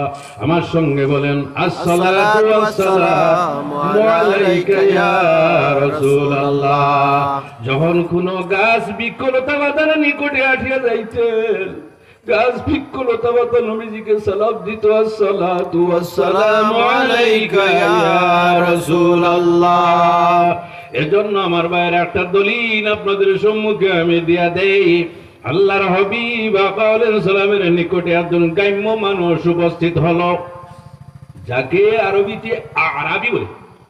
গ্রাম্য মানুষ, যা আরাবিয়ুন ইলা নবী সাল্লাল্লাহু আলাইহি ওয়াসাল্লাম, কিতাবুস সিফাতে আছে। আসার পরে বলতে লাগলো, আল্লাহর হাবিব বলেন, হে মানুষ, তুমি কলিমা পড়ে মুসলমান হয়ে যাও। সেই ব্যক্তি বলতে লাগলো, আরিনি আয়াতান, যদি কোনো নিশানি আমাকে দেখাও, তাহলে আমি এক্ষুনি মুসলমান হয়ে যাব। আল্লাহর হাবিব বলেন, তুমি কি নিশানি চাও?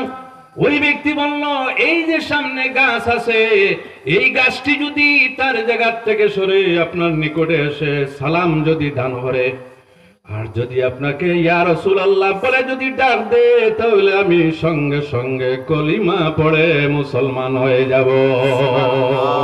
সুবহানাল্লাহ বলে। সুবহানাল্লাহ। আল্লাহর হাবিব তাকে বললেন, যাও, কুল লি লিহাদিহি শাজারাতি রাসূলুল্লাহ ইয়াদউক। যাও, গাছকে তুমি বলিও নবীজি তোমাকে ডাকতেছেন, তুমি তাড়াতাড়ি নবীজি নিকটে যাও। সুবহানাল্লাহ। সুবহানাল্লাহ। আচ্ছা, আপনি যদি কোনো গাছের নিকটে গিয়ে বলে, গাছ আসো আমার সঙ্গে, গাছ আসবে সারা জীবন? আসবে না। সেই ব্যক্তি যখন গাছের নিকটে গেল, যাওয়ার পরে যখন গাছকে বলল, হে জঙ্গলের গাছ, নবীজি তোমাকে ডাকতেছেন নবীর খেদমতে যাওয়ার জন্য। ফামালাত ইয়ামিনান ওয়া শিমালান, গাছটি ডানে একবার বামে একবার হিলতে লাগলো। তারপরে নিজের জড় সহ রাসূলুল্লাহর খেদমতে উপস্থিত হয়ে গেল। আল্লাহর হাবিবের নিকটে উপস্থিত হওয়ার পরে গাছটি নবীজির সামনে ঝুঁকে পড়ল এবং বলতে লাগলো, আসসালাতু ওয়াসসালামু আলাইকা ইয়া রাসূলুল্লাহ সাল্লাল্লাহু আলাইহি ওয়াসাল্লাম। সেই লোকটি দেখে অবাক, আরে কি অবস্থা, যার কথা গাছে মানে। আল্লাহর হাবিব বলেন, রুদ্দি ইলা মাকান নিক, যাও তোমার জায়গায় যাও। ঠিক আবার জায়গায় গিয়ে গাছটি এমন ভাবে প্রতিষ্ঠিত হলো, আগে যেভাবে ছিল ঠিক সেইভাবে কোনো চিহ্ন নাই জায়গা থেকে সরার। সুবহানাল্লাহ। সেই লোকটি দেখে বলল, ইয়া রাসূলুল্লাহ, আপনার হাত মোবারক বাড়িয়ে দেন, আপনার হাতের মধ্যে আমি ধরে বলবো লা ইলাহা ইল্লাল্লাহু মুহাম্মাদুর রাসূলুল্লাহ। সঙ্গে সঙ্গে সেই ব্যক্তি কলিমা পড়ে তিনি ইসলাম গ্রহণ করলো। আল্লাহর হাবিবের খেদমতে চাইল কি, ইযান লি ইয়া রাসূলুল্লাহ আসজুদু লাক, ইয়া রাসূলুল্লাহ আপনি আমাকে একটা কাজের অনুমতি দেন, সেই কাজটা হলো আমি যেন আপনাকে সিজদা করি।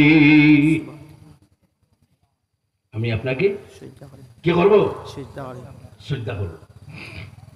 বাইরে আমার কোন মানুষকে সিজদা করা জায়েজ নয়। আল্লাহর হাবিব বলেন, আমাকে সিজদা করা তোমার জন্য জায়েজ নয়। আদমের শরীয়তে ছিল, ইয়াকুব আলাইহিস সালামের শরীয়তে ছিল, কিন্তু আমার শরীয়তে কোনো মানুষকে সিজদা করতে পারবে না।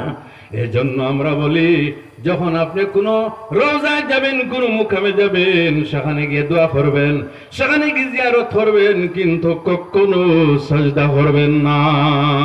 কোনদিন সিজদা করার কথা আমরা বলি? এটা যদি আওয়াজ দেন আমরা বলি? কখনো বলি না সিজদা করার। আমরা বলি জিয়ারত করো, ওর ওসিলায় আল্লাহর দরবারে দোয়া করো, আপনার দোয়া কবুল হবে। আল্লাহর হাবিব বললেন, না, সিজদা করা অনুমতি নাই। ইযান লি ইয়া রাসূলুল্লাহ উকাব্বিলু রিজলাইক ওয়া ইয়াদাইক, ইয়া রাসূলুল্লাহ যদি সিজদার পারমিশন না থাকে তাহলে আপনার দুইটি হাত চুমু খাওয়ার পারমিশন দিয়া দেন। আল্লাহর হাবিব বলেন, ঠিক আছে, আমার দুইটি হাতে তুমি চুমু খাও। সেই ব্যক্তি দুইটি হাতে চুমু খেলো, খাওয়ার পরে আবার বলতে লাগলো, ইয়া রাসূলুল্লাহ যদি আমাকে পারমিশন দান করেন তাহলে আপনার দুইটি পাও মোবারকে আমি চুমু খাবো। আল্লাহর হাবিব অনুমতি দিলেন। তার থেকে মাসলা বাইরে হলো, মা বাবার কদম বসি করা জায়েজ আছে। জোরে আওয়াজ দেন, মা বাবার কদম বসি করা জায়েজ আছে কিনা আমার ভাইরা? নিয়তকে থাকতে হবে, মা বাবার সম্মান প্রদর্শন করা, সিজদার নিয়ত নয়, ইবাদতের নিয়ত নয়, মা বাবার সম্মানার্থে কদম বসি করা জায়েজ আছে, কোনো সন্দেহ নাই, কোনো ডাউট নেই। সুবহানাল্লাহ। সুবহানাল্লাহ। এজন্য আল্লাহর হাবিব বলেন, লাউ কুনতু আমরু আহাদান আন ইয়াসজুদা লি আহাদিন লামার তুরমার আতা তাসজুদা লিজাওজিহা, যদি আল্লাহ ব্যতীত কাউকে সজদা করার আমি নিজের নির্দেশ দিতাম, তাহলে এই যে নারী সমাজ যারা আছে বিবাহিত, আমি নির্দেশ দিতাম প্রতিদিন সকালে তোমাদের স্বামীদেরকে তোমরা সজদা করো। গতিকে আল্লাহ ব্যতীত কারো সজদা জায়েজ নয়, গতিকে কোন স্ত্রী স্বামীকে সজদা করতে পারবে না। এজন্য আমার ভাইয়েরা, আমি আস্তে আস্তে আমার যে বিষয় আছে সেই বিষয়টি আমি সংক্ষেপে করে ফেলি। কয়টা পর্যন্ত? 6:30? আরো সামান্য। আচ্ছা, মহব্বতে দরুদ শরীফ পড়ুন। আল্লাহুম্মা সাল্লি আলা সাইয়্যিদিনা মাওলানা সবাই কিন্তু জবান খুলে পড়তে হবে। ওয়ালা আলি সাইয়্যিদিনা মাওলানা মুহাম্মদ। আল্লাহুম্মা সাল্লি আলা সাইয়্যিদিনা মাওলানা মুহাম্মদ ওয়ালা আলি সাইয়্যিদিনা মাওলানা মুহাম্মদ। বলতেছিলাম ছেলেমেয়ে যারা আছে আল্লাহর দেওয়া নিয়ামত। এই যে ছেলেমেয়ের সন্তানাদি আল্লাহর দেওয়া কি নিয়ামত, এই নিয়ামতের কিছু দায়িত্ব আমাদের উপর আছে, আছে কিনা? এই দায়িত্বগুলির মধ্যে প্রথম যে দায়িত্ব হলো, একটু সংক্ষেপে বলি, টাইম 7টা না। এই যে নেমত আছে, নেমত গুলির যে দায়িত্ব আমাদের উপর আছে, এই দায়িত্বগুলির মধ্যে একটা দায়িত্ব হলো, বাচ্চা যখন কথা বলতে শুরু করবে, তখন আপনার আমার দায়িত্ব হলো তাকে যাতে আমরা শিখাই আল্লাহ আল্লাহ আল্লাহু লা ইলাহা ইল্লাহু আল্লাহ আল্লাহ আল্লাহু লা ইলাহা ইল্লাহু। এই দায়িত্বটা আমাদের। আল্লাহর নাম উচ্চারণ, আল্লাহর নামের উচ্চারণ শিখানো কার দায়িত্ব? আমাদের। মা বাবা। আর ছেলে হোক মেয়ে হোক কোনো পার্থক্য নেই। আরো যখন সামান্য বড় হবে, বড় হওয়ার পরে তাকে কলিমা শিখাতে হবে, লা ইলাহা ইল্লাল্লাহু মুহাম্মাদুর রাসূলুল্লাহ। যথাসম্ভব নিজের সন্তানাদিকে হালাল গিজা খাওয়াইও। যদি কোনো মানুষ হালাল গিজা খাওয়ায়, তাহলে সেই সন্তানাদির কিন্তু চরিত্র ভালো হবে। হালাল গিজার মাধ্যমে কি হয়? চরিত্র ভালো হয়। হালাল গিজা আপনাদের জানা আছে?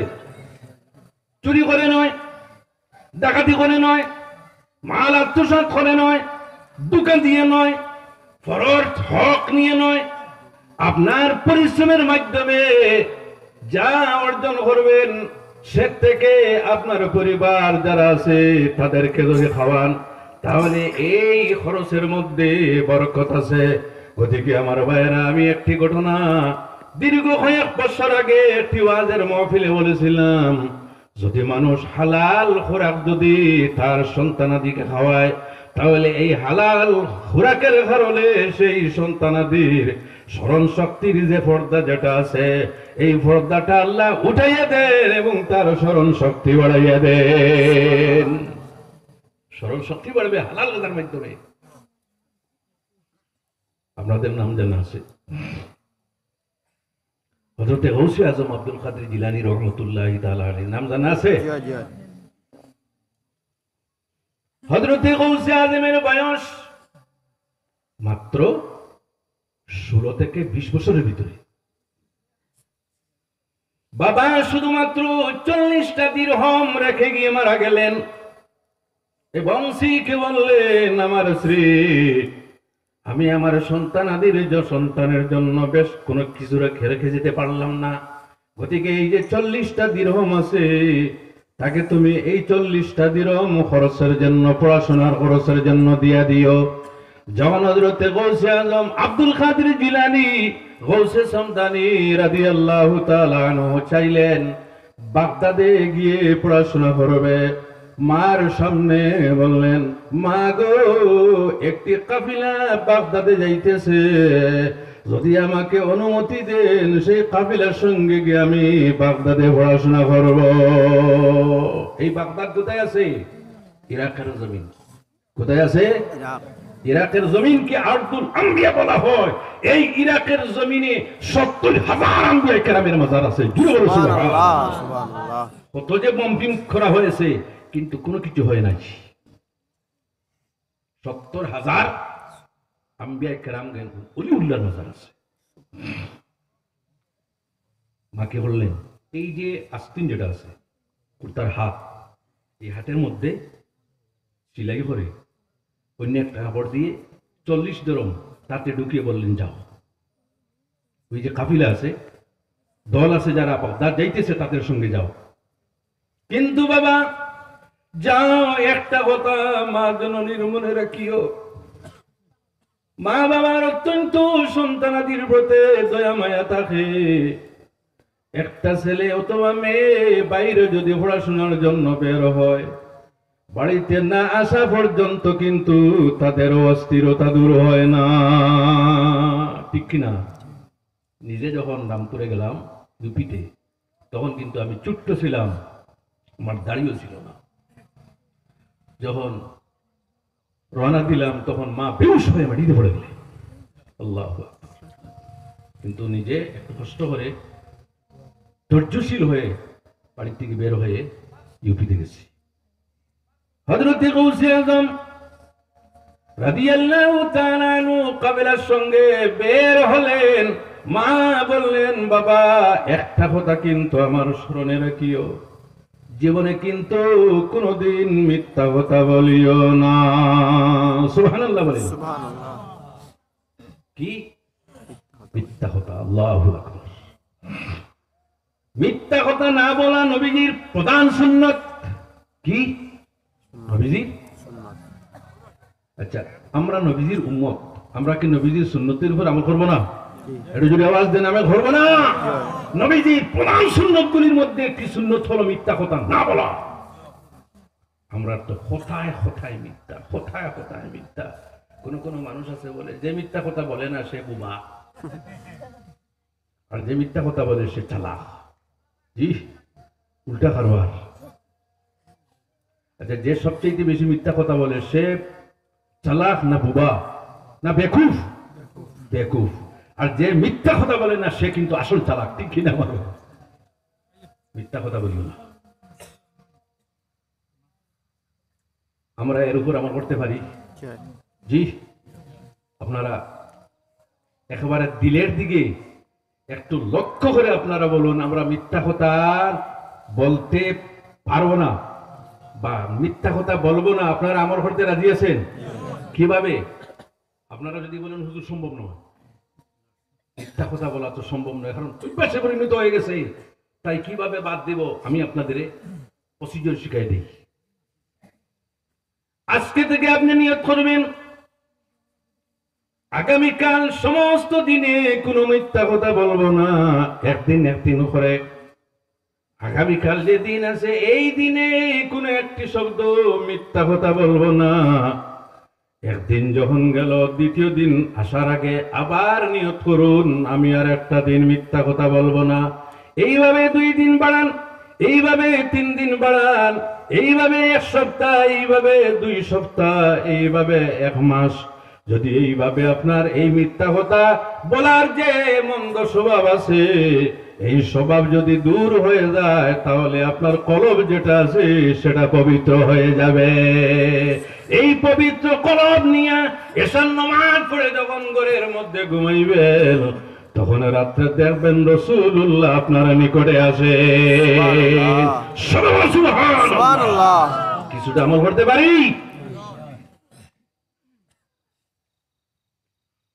রওনা দিলেন কাফেলার সঙ্গে, সঙ্গে আছে কত টাকা?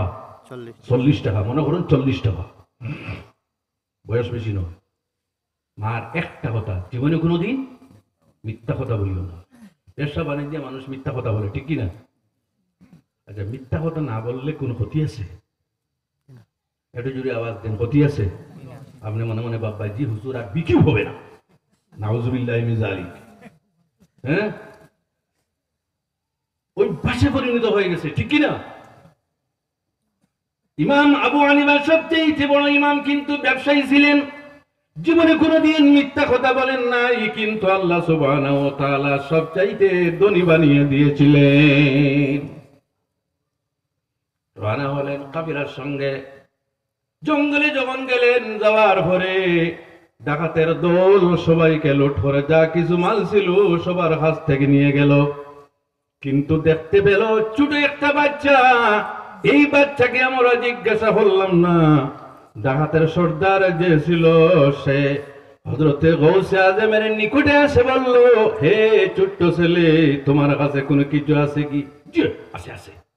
যে কোনো মানুষ ডাকাতের কাছে মাল প্রকাশ করে না লুকায়? লুকায়। এটা যদি আওয়াজ দেন, মাল প্রকাশ করে না লুকায়? লুকায়। জান তা পর্যন্ত কিন্তু মাল বলবো না, ঠিক কিনা? যখন দেখবে আর উপায় নাই, গলায় তলোয়ার লাগাবে, তখন হ্যাঁ হ্যাঁ আছে, আছে নে। আরে এই বাচ্চাটা খুশি মনে বলতেছে তার কাছে টাকা আছে। একজন দুইজন করে 7 জন ডাকাতের দল। কয়জন? 7 জন। একটু যদি আওয়াজ দেন, কয়জন? 7 জন। 7 জন ডাকাতের দল আসলো। বাচ্চাটি বড় আশ্চর্যজনক বাচ্চা। এই বাচ্চার কাছে টাকা আছে, কিন্তু লুকাইল না। ডাকাতের সর্দার বলতে লাগলো, হে বাচ্চা, তুমি যদি আজকে মিথ্যা কথা বলতে, তাহলে তোমার টাকা আমরা নেই নাই। তুমি কোন কারণে মিথ্যা কথা বললে না? সেই গৌসে আজম, ছোট্ট শিশু 16 থেকে 20 বছরের, সেই গৌসে আজম বলতে লাগলেন, আমার বড়রা, আমি যখন বাড়ি থেকে বাইর হইতেছি, তখন আমার মা আমাকে একটি নসিহত করলেন, বাবা, যে কোনো সমস্যার সম্মুখীন হও, কিন্তু জীবনে কোনোদিন মিথ্যা কথা বলবে না। আমার মা জননীর কথা এখন পর্যন্ত আবার সরলে আছে। এই কথাগুলি যখন মুখ থেকে বাইর করলেন, যত ডাকাতের দল ছিল তাদের অন্তরের মধ্যে গুলির মতো আঘাত হল। সুবহানাল্লাহ, জুড়ে বলেন সুবহানাল্লাহ। ডাকাতের সর্দার বলতে লাগলো, আরে বাচ্চা তার মার কথা বলতেছে না। আমি প্রতিদিন যখন বাড়িতে চাই, তখন আমার মা জননী আমাকে বলেন, বাবা, জীবনে কোনোদিন ডাকাতে করিও না। আমি তো আমার মার কথা আমি রক্ষা করতে পারলাম না, কিন্তু এই বাচ্চা তার মার কথা কিভাবে রক্ষা করতেছে? নিশ্চয় কোনো সাধারণ বাচ্চা নয়, অসাধারণ বাচ্চা। ডাকাতের সর্দার গোসল ঘরে আসলো। আসার পরে গৌসে আজমের নিকটে বলতে লাগলো, হে বাচ্চা, আজকে তোমার হাতে তওবা করে আমি পরিষ্কার হয়ে যাব। ডাকাতের সর্দার গৌসে আজম আব্দুল কাদের জিলানী রহমাতুল্লাহি তাআলা আলাইহির কাছে তওবা করে পবিত্র হয়ে গেল। বাকি যে ডাকাতের দল ছিল, তারা বলতে লাগলো, স্যার কোন পথে? আপনি তো হেড, আপনি কোন পথে? বলে আমি জান্নাতের পথে। আমাদের দুজকের পথে রেখে আপনি জান্নাতের পথে যাবেন? এটা সম্ভব হবে না। সমস্ত ডাকাতের দল গোসল করে পবিত্র হয়ে গৌসে আজমের কাছে আপনার তওবা করে পবিত্র হয়ে গিয়েছে। সবে বলুন সুবহানাল্লাহ। এক একজন এক এক জায়গার ওলি। সুবহানাল্লাহ। গতিকে আমার মায়েরা, তোমাদের কাছে বলতেছি, স্বামীর কাছে সবকিছু লুকাইবে না। তাদের মধ্যে একটা স্বভাব আছে, আছে কিনা? যারা মেরিড, বিবাহিত, আপনি দেখবা আপনার সন্তানাদের অনেক কিছু গোপনে রাখে, অনেক কিছু রাখে কিনা? বুঝতে পারলাম না, কথা বলেন না কেন? অনেক কিছু গোপনে রাখে কিনা? যদি কোনো ছেলে দুষ্টামি করে, গোপনে রাখবে, বাবা মারবে। যদি কোনো ছেলে কোনো জঘন্য কাজ করে, মা লুকিয়ে রাখে, কিন্তু যখন সীমা অতিক্রম করে, তখন বাবাকে বলে, এটা কিন্তু তোমাদের জন্য ঠিক নয়। সীমা অতিক্রম করার পরে কিন্তু আর কন্ট্রোল করা যায় না। যদি দুষ্টামি করে ছেলে হোক মেয়ে হোক বাবাকে বলতে হবে। এর জন্য আমার ভাইরা, আমরা মুসলমান, আমাদের দাম আছে। আল্লাহ সুবহানাহু ওয়া তাআলার ইরশাদ, কুনতুম খায়রা উম্মাহ, তোমরাই উত্তম উম্মত। আমরা কি উম্মত? এটা জোরে আওয়াজ দিন, কি উম্মত? উত্তম উত্তম উম্মত। গুণ তিনটা। গুণ কয়টা? তিনটা। তিনটা। এর মধ্যে একটা গুণ হলো ভালো কাজের উপদেশ। কোন মানুষ নামাজ পড়ে না, শুধুমাত্র দায়িত্ব আমাদের নয় নামাজ পড়ানোর, আপনার দায়িত্ব আছে। আপনি বলতে পারেন, ভাই তুমি মসজিদে যাও না, এখানে তুমি কোনো কারণে নামাজ পড়ো না, মানুক না মানুক, কিন্তু আপনার দায়িত্ব আদায় করতে পারেন। যদি কোনো মানুষ সুদখোর হয়, সুদ খায়, আপনার দায়িত্ব হলো, আপনার যে দায়িত্ব আছে এই দায়িত্বটা আদায় করার। ভাই সুদ খাওয়াটা কিন্তু ঠিক নয়, হারাম, এই সুদের ব্যবসা করিও না।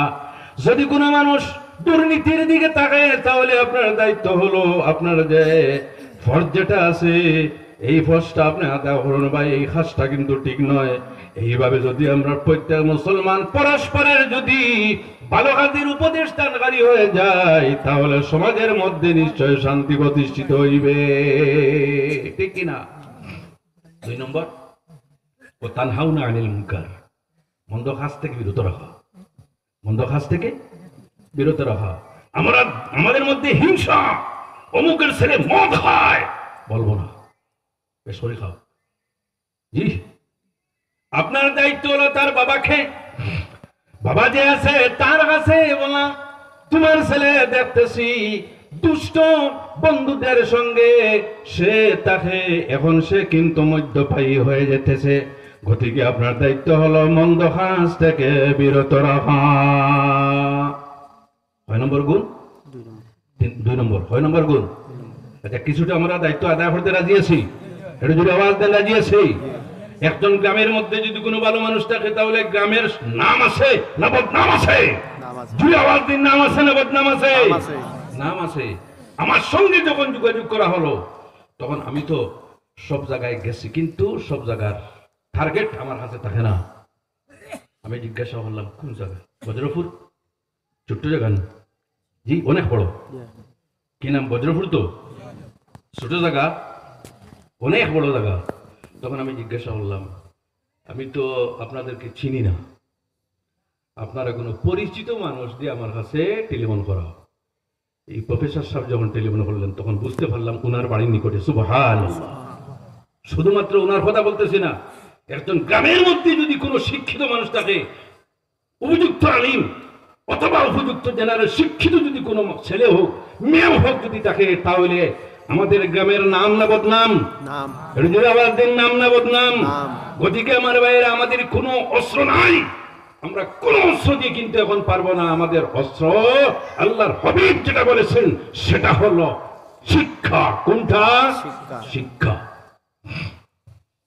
ভাইয়েরা আমার, এখন সমাজের মধ্যে উলামায়ে কেরামের খুব একটা আমাদের অভাব নেই, ঠিক কিনা? জি, আল্লাহ শুকর, উলামায়ে কেরামের সংখ্যা অনেক আছে, আছে কিনা? আমাদের সমাজের মধ্যে বর্তমানে আলিমের কোনো অভাব নেই। হ্যাঁ, উপযুক্ত আলিমের অভাব আছে, তবুও কিন্তু আলিমের সংখ্যা আছে আমাদের সমাজের মধ্যে। কিন্তু এখন একজন ইঞ্জিনিয়ারের প্রয়োজন আছে, আছে কিনা? একটু জোরে আওয়াজ দেবা। একজন ডাক্তারের প্রয়োজন আছে, আছে কিনা? পরিস্থিতির উপর নির্ভর করে বলতেছি, আমরা যেখানে যাই আমাদের পিছনে মানুষ থাকে। কি বলতেছে? কোন সরকারের বিরুদ্ধে বলতেছি না, সরকারের বিরুদ্ধে কথা বলতেছি না, বলতেছি আমার সমাজের পক্ষে এখন কিন্তু একজন দারোগার প্রয়োজন আমাদের আছে, আছে কিনা? জি, আপনারা তো অনেক দূরে, এর জন্য আস্তে আস্তে বলি, ঠেলা ধাক্কা হয় না, কিন্তু আমরা মাসে, 6 মাসে, 2 মাসে, বৎসরে, ঠিক কিনা? এটা কিন্তু রেকর্ডিং করা হয়, আল্লাহর ওয়াস্তে ইউটিউবে আপনারা ছাড়বেন না। এর জন্য আমার ভাইয়েরা, আমাদের প্রয়োজন আছে, ছেলে হোক অথবা মেয়ে হোক, একজন ডাক্তারের প্রয়োজন আছে। এই লকডাউনে ডাক্তারের কদর বোঝা গেছে, ঠিক কিনা আমার ভাইয়েরা? প্রত্যেক ডাক্তারের চেম্বারের দরজা বন্ধ ছিল কিনা বন্ধু? পেটের ব্যথায় চটপট করে কোন ডাক্তার নেই। ডাক্তারের সঙ্গে যোগাযোগ করিলে সে বলে এখন করোনার সমস্যা আছে, আমার নিকটে আসিও না। ঠিক কিনা? পেটের ব্যথা কিন্তু কোনো ঔষধ নাই। ফার্মেসিতে গেলে ফার্মেসি বন্ধ। কি কোনটার ডর? আওয়াজ দেন হবে না, করোনার ডর। সেই সময় যদি আমাদের সমাজের কোন ডাক্তার যদি থাকে, একবার নয় দুইবার নয়, তৃতীয়বার কিন্তু সে আপনাকে সুপরামর্শ দিবে অথবা রোগীকে না দেখে প্রেসক্রিপশন দিবে। আমাদের শিলচরের দুইজন ডাক্তার, যখন কোন ডাক্তারের চেম্বার খোলা নাই, কোন ডাক্তার কোন রোগীকে দেখতে চায় না, সেই সময় দুইজন ডাক্তার, নাম বলবো না, এমন ভাবের সার্ভিস দিল, এমন ভাবের সার্ভিস দিল, গোটা মুসলমানের দোয়া তারা গ্রহণ করে ফেলল। সুবহানাল্লাহ। সুবহানাল্লাহ। এমনও ছিল, যখন মানুষ আসলো জিজ্ঞাসা করলো মেডিসিন কিনার পয়সা আছে? স্যার নাই। যাও। আমাকে দেওয়ার পয়সা আছে? না স্যার। যাও। আল্লাহু আকবার, আল্লাহু আকবার বলে। আল্লাহু আকবার। এই লকডাউনে বোঝা গেছে মুসলমান ডাক্তারের কি পরিমাণ প্রয়োজনীয়তা আছে। আমি কথা বলতেছি না, আপনারা শহর থেকে অনেক দূরে, হয়তো আপনাদের বাচ্চাদের স্মরণশক্তি আপনার মনে মনে পাবেন কম, কিন্তু আপনি একথা বলিও না, জঙ্গলের মধ্যে কিন্তু সিংহ থাকে। ঠিক কিনা আমার ভাইরা? আপনি এখন বুঝবে না, যখন আপনার ছেলে সামান্য বড় হবে, মেট্রিকে যাবে, যাওয়ার পরে আপনি বুঝতে পারবে আপনার ছেলের মধ্যে স্মরণ শক্তি কতটুকু আছে। যখন এইচএসে যাবে তখন স্মরণ শক্তি কতটুকু আছে। যদি সম্ভব হয় তাহলে আমার পরামর্শ, আপনার ছেলে মেয়ে যারা আছে তার স্মরণ শক্তি অনুযায়ী আপনি সায়েন্সে পড়াইও। কোথায়? সায়েন্সের প্রয়োজন আছে কিনা? এটা যদি আওয়াজ দেন, আছে কিনা? শিক্ষা আমাদের হাতিয়ার। নবী বলেছেন এই হাতিয়ার সবচেয়ে বড় হাতিয়ার, এছাড়া কোনো হাতিয়ার আমাদের আছে? এটা যদি আওয়াজ দেন, আছে? আপনার ছেলে যদি, আপনার টাকা থাকে না, আপনার পয়সা থাকে না, সম্পদ থাকে না, এমন সংস্থা আছে, যদি আপনার বাচ্চা যদি ট্যালেন্টেড হয় তাহলে এই সংস্থা আপনাকে সাহায্য করবে। আছে এমন সংস্থা, কিন্তু এখন বলবো না। এর জন্য আমার ভাইরা, আমরা নিজে কিন্তু চেষ্টা করতে লাগবে, আমাদের ছেলে মেয়ে যারা আছে তাদেরকে ইসলামিয়াত শিক্ষা শেষ করার পরে জেনারেল শিক্ষা ভালোভাবে গ্রহণ করার সুযোগ করে দিতে হবে। অনেক মানুষ আছে ধনী, শিক্ষা গ্রহণ করতে হলে 3টা জিনিস লাগে। কয়টা? আমি একজন টিচার মানুষ, আমার সামনে একজন প্রফেসর, আরো আছেন আপনারা অনেক হয়তো টিচার। 3টা জিনিস লাগে। কয়টা? 3টা। সবে আওয়াজ দিন, কয়টা? 3টা। এই কথা বলে আমি শেষ করবো। 3টা জিনিস লাগে। একটা জিনিস হলো শিক্ষক। শিক্ষক ছাড়া শিক্ষা গ্রহণ করা সম্ভব হয় না। এই পৃথিবীর মধ্যে যারাই শিক্ষা গ্রহণ হলো শিক্ষক ছাড়া নয়, ব্যতিক্রম শুধুমাত্র একজনের। ব্যতিক্রম শুধুমাত্র একজনের, সেই একজনকে আমার ভাইরা আল্লাহর হাবিব আলাইহিস সালামের পৃথিবীতে কোন শিক্ষক ছিলেন না। সবাই বলো সুবহানাল্লাহ। আল্লাহর হাবিবের শিক্ষক কে ছিলেন? এটা যদি আওয়াজ দেন, আল্লাহ। বুঝতে পারছি না, আপনার আওয়াজটা একটু দুর্বল। জি, ঠান্ডা লাগে? তাহলে যদি আওয়াজ দাও, আল্লাহর হাবিবের শিক্ষক কে? আল্লাহ। আর রহমান আল্লামাল কুরআন, আল্লাহর হাবিবের শিক্ষক আল্লাহ। তাই আল্লাহ সুবহানাহু ওয়া তাআলা এই কথা পছন্দ করেন না। আমার হাবিব দুনিয়ার কোন শিক্ষকের সামনে গিয়ে মাথা নত করবে, অন্যথায় প্রত্যেক মানুষের জন্য শিক্ষকের প্রয়োজন হবে। যত দক্ষ শিক্ষক হবে তত কিন্তু ছাত্ররা ভালো শিক্ষা গ্রহণ করতে পারবে। আমাদের সমাজের মধ্যে এমন অবস্থা, ম্যাথের কোনো স্যার পাওয়া যায় না, ঠিক কিনা? জি। বিএসসি কোনো স্যার পাওয়া যায় না, ইংলিশের কোনো স্যার পাওয়া যায় না, ফিজিক্সের কোনো স্যার পাওয়া যায় না, কেমিস্ট্রির কোনো স্যার পাওয়া যায় না। বড় অভাব, অনেক দূর পর্যন্ত আমাদের যাইতে লাগে, ঠিক কিনা আমার ভাইয়েরা? এর জন্য শিক্ষা গ্রহণ করতে হলে শিক্ষকের প্রয়োজন। তারপরে শিক্ষার্থীর প্রয়োজন, কার প্রয়োজন? একটু জোরে আওয়াজ দেন, কার? শিক্ষার্থী। শিক্ষার্থী। এই শিক্ষার্থী যারা আছে তাদের মধ্যে আবার কয়েকটা কোয়ালিটি আছে। একটা ঘটনা বলি। একজন ইন্সপেক্টর কোন একটা স্কুলের ইন্সপেকশন করার জন্য রওনা দিলেন। কোন ছাত্র আছে পড়ায় কিন্তু দুর্বল, কিন্তু বিবেক বুদ্ধিতে অনেক সবার প্রখর। পড়ায় দুর্বল, বিবেক খুব প্রখর। ইন্সপেক্টর অনেক দূরে গেলেন, যাওয়ার পরে দেখতে পেলেন আর যাওয়া যাবে না, গাড়ি এখানে রাখতে লাগবে। সামনে নদী, কি আছে? নদী পার হয়ে ওই পারে যখন গেলেন, 3 মাইল হাঁটার পরে একটা স্কুলে গেলেন। যাওয়ার পরে সোজা ক্লাস 9-এ ঢুকে পড়লেন। 9-এর ছাত্ররা ছিল। এই যে ইন্সপেক্টর সে বলতে লাগলো, আমি একটা ম্যাথের ফর্মুলা বলি, এই ফর্মুলার মাধ্যমে তোমরা কিন্তু আমার বয়স কত বলতে লাগবে।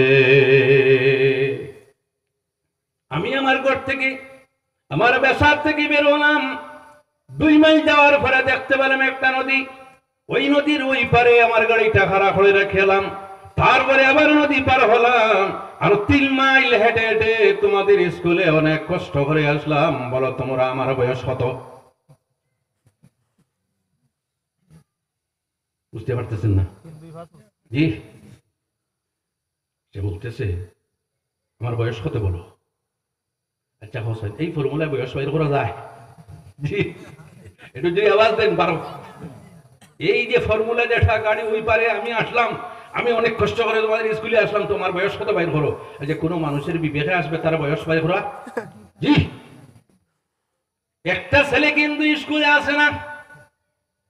ইন্সপেক্টর যেদিন আসতেছে সেই দিন স্কুলে আসলো। সে কিন্তু পিছনের বেঞ্চে বলতে লাগলো, হুজুর 5 মিনিটের ভিতরে উত্তর দাও, আমার বয়স কত। কিন্তু কেউ উত্তর দিতে পারে না। এই ছেলেটি উত্তর দিল, হুজুর স্যার আমি আপনার বয়স কত আমি উত্তর দিব। আমার একজন চাচা আছে, তার ব্রেইনে দোষ আছে, সে কিন্তু যা ইচ্ছা তাই খায়, কিন্তু তার বয়স কিন্তু 20 বছর। এই ফর্মুলা অনুযায়ী আমি বলতে পারি আপনি কিন্তু বড় পাগল, বয়স 40 বছর। আপনি একজন, সে তো ছোট পাগল, আর আপনি বড় পাগল। Thank you, thank you.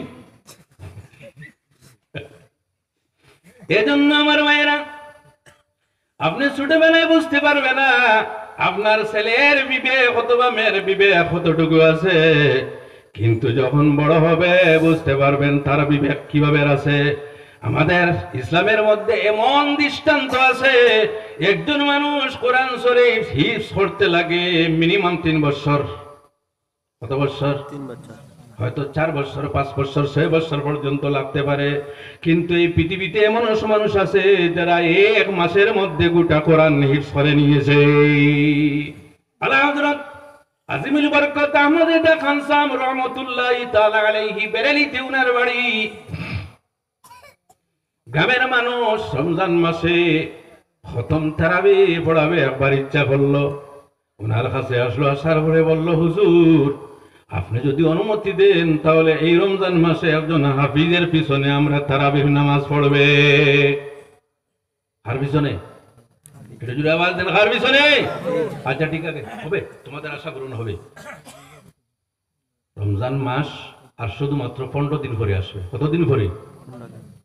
কোনো আলাপ আলোচনা নেই। দেখা গেল আর মাত্র 2-3 দিন। সমস্ত মানুষ আসলো। আসার পরে বলতে লাগলো, হুজুর হাফিজ তো পাওয়া যাবে না, আর মাত্র রমজান মাসের 3 দিন আছে। ভালো হাফিজ পাইতে গেলে কিন্তু পরিশ্রম করতে লাগে, কিন্তু এই বছর হয়তো কোনো হাফিজের পিছনে তারাবির নামাজ পড়া হবে না। হযরতে আলা হযরত বলেন, চিন্তা করিও না, হাফিজের পিছনে তোমরা নামাজ পড়বে। সুবহানাল্লাহ, সুবহানাল্লাহ।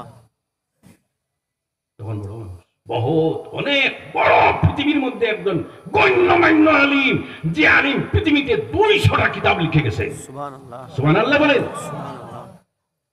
52টা সাবজেক্টের উপর দক্ষতা ছিল। সুবহানাল্লাহ। দেখা গেল তো হাফিজ নাই, কিন্তু তিনি হাফিজ নন, তিনি হাফিজ নন। রমজান মাসের প্রথম তারাবি যখন পড়া হবে, সেই রাতে দেখা গেল আল্লাহ হযরত মুসল্লায় দাঁড়িয়ে গেলেন। মানুষ অবাক, আরে কি হলো, জীবনে শুনি নাই কোরআন শরীফের হাফিজ। আল্লাহ হযরত বললেন, আমি আজকে দিনে এক পারা মুখস্থ করে নিয়েছি। সুবহানাল্লাহ জোরে বলেন, 30 দিনে 30 পারা। আল্লাহু আকবার, সবাই বলুন আল্লাহু আকবার। 30 দিনে 30 পারা কোরআন মুখস্থ করলেন এবং প্রত্যেক দিন রাতে তারাবির নামাজ পড়ালেন। আল্লাহু আকবার। স্মরণ শক্তি এখন কিন্তু বুঝবেন না, একটু পরে বুঝবেন। গতিকে আমার অনুরোধ আপনাদের কাছে, আমরা হিংসা, রেষারেষি, ঘেঁষাঘেঁষি যেগুলি আছে এগুলিকে ত্যাগ করে আমরা প্রত্যেক কিন্তু একতা আমাদের মধ্যে কিন্তু আনতে হবে। ঠিক কিনা আমার ভাইয়েরা? ঠিক, একটু জোরে আওয়াজ দেন, ঠিক কিনা? এজন্য আপনার সন্তানাদি যারা আছে, আপনার যদি টাকা পয়সা না থাকে তাহলে গ্রামের মানুষ সাহায্য করবে।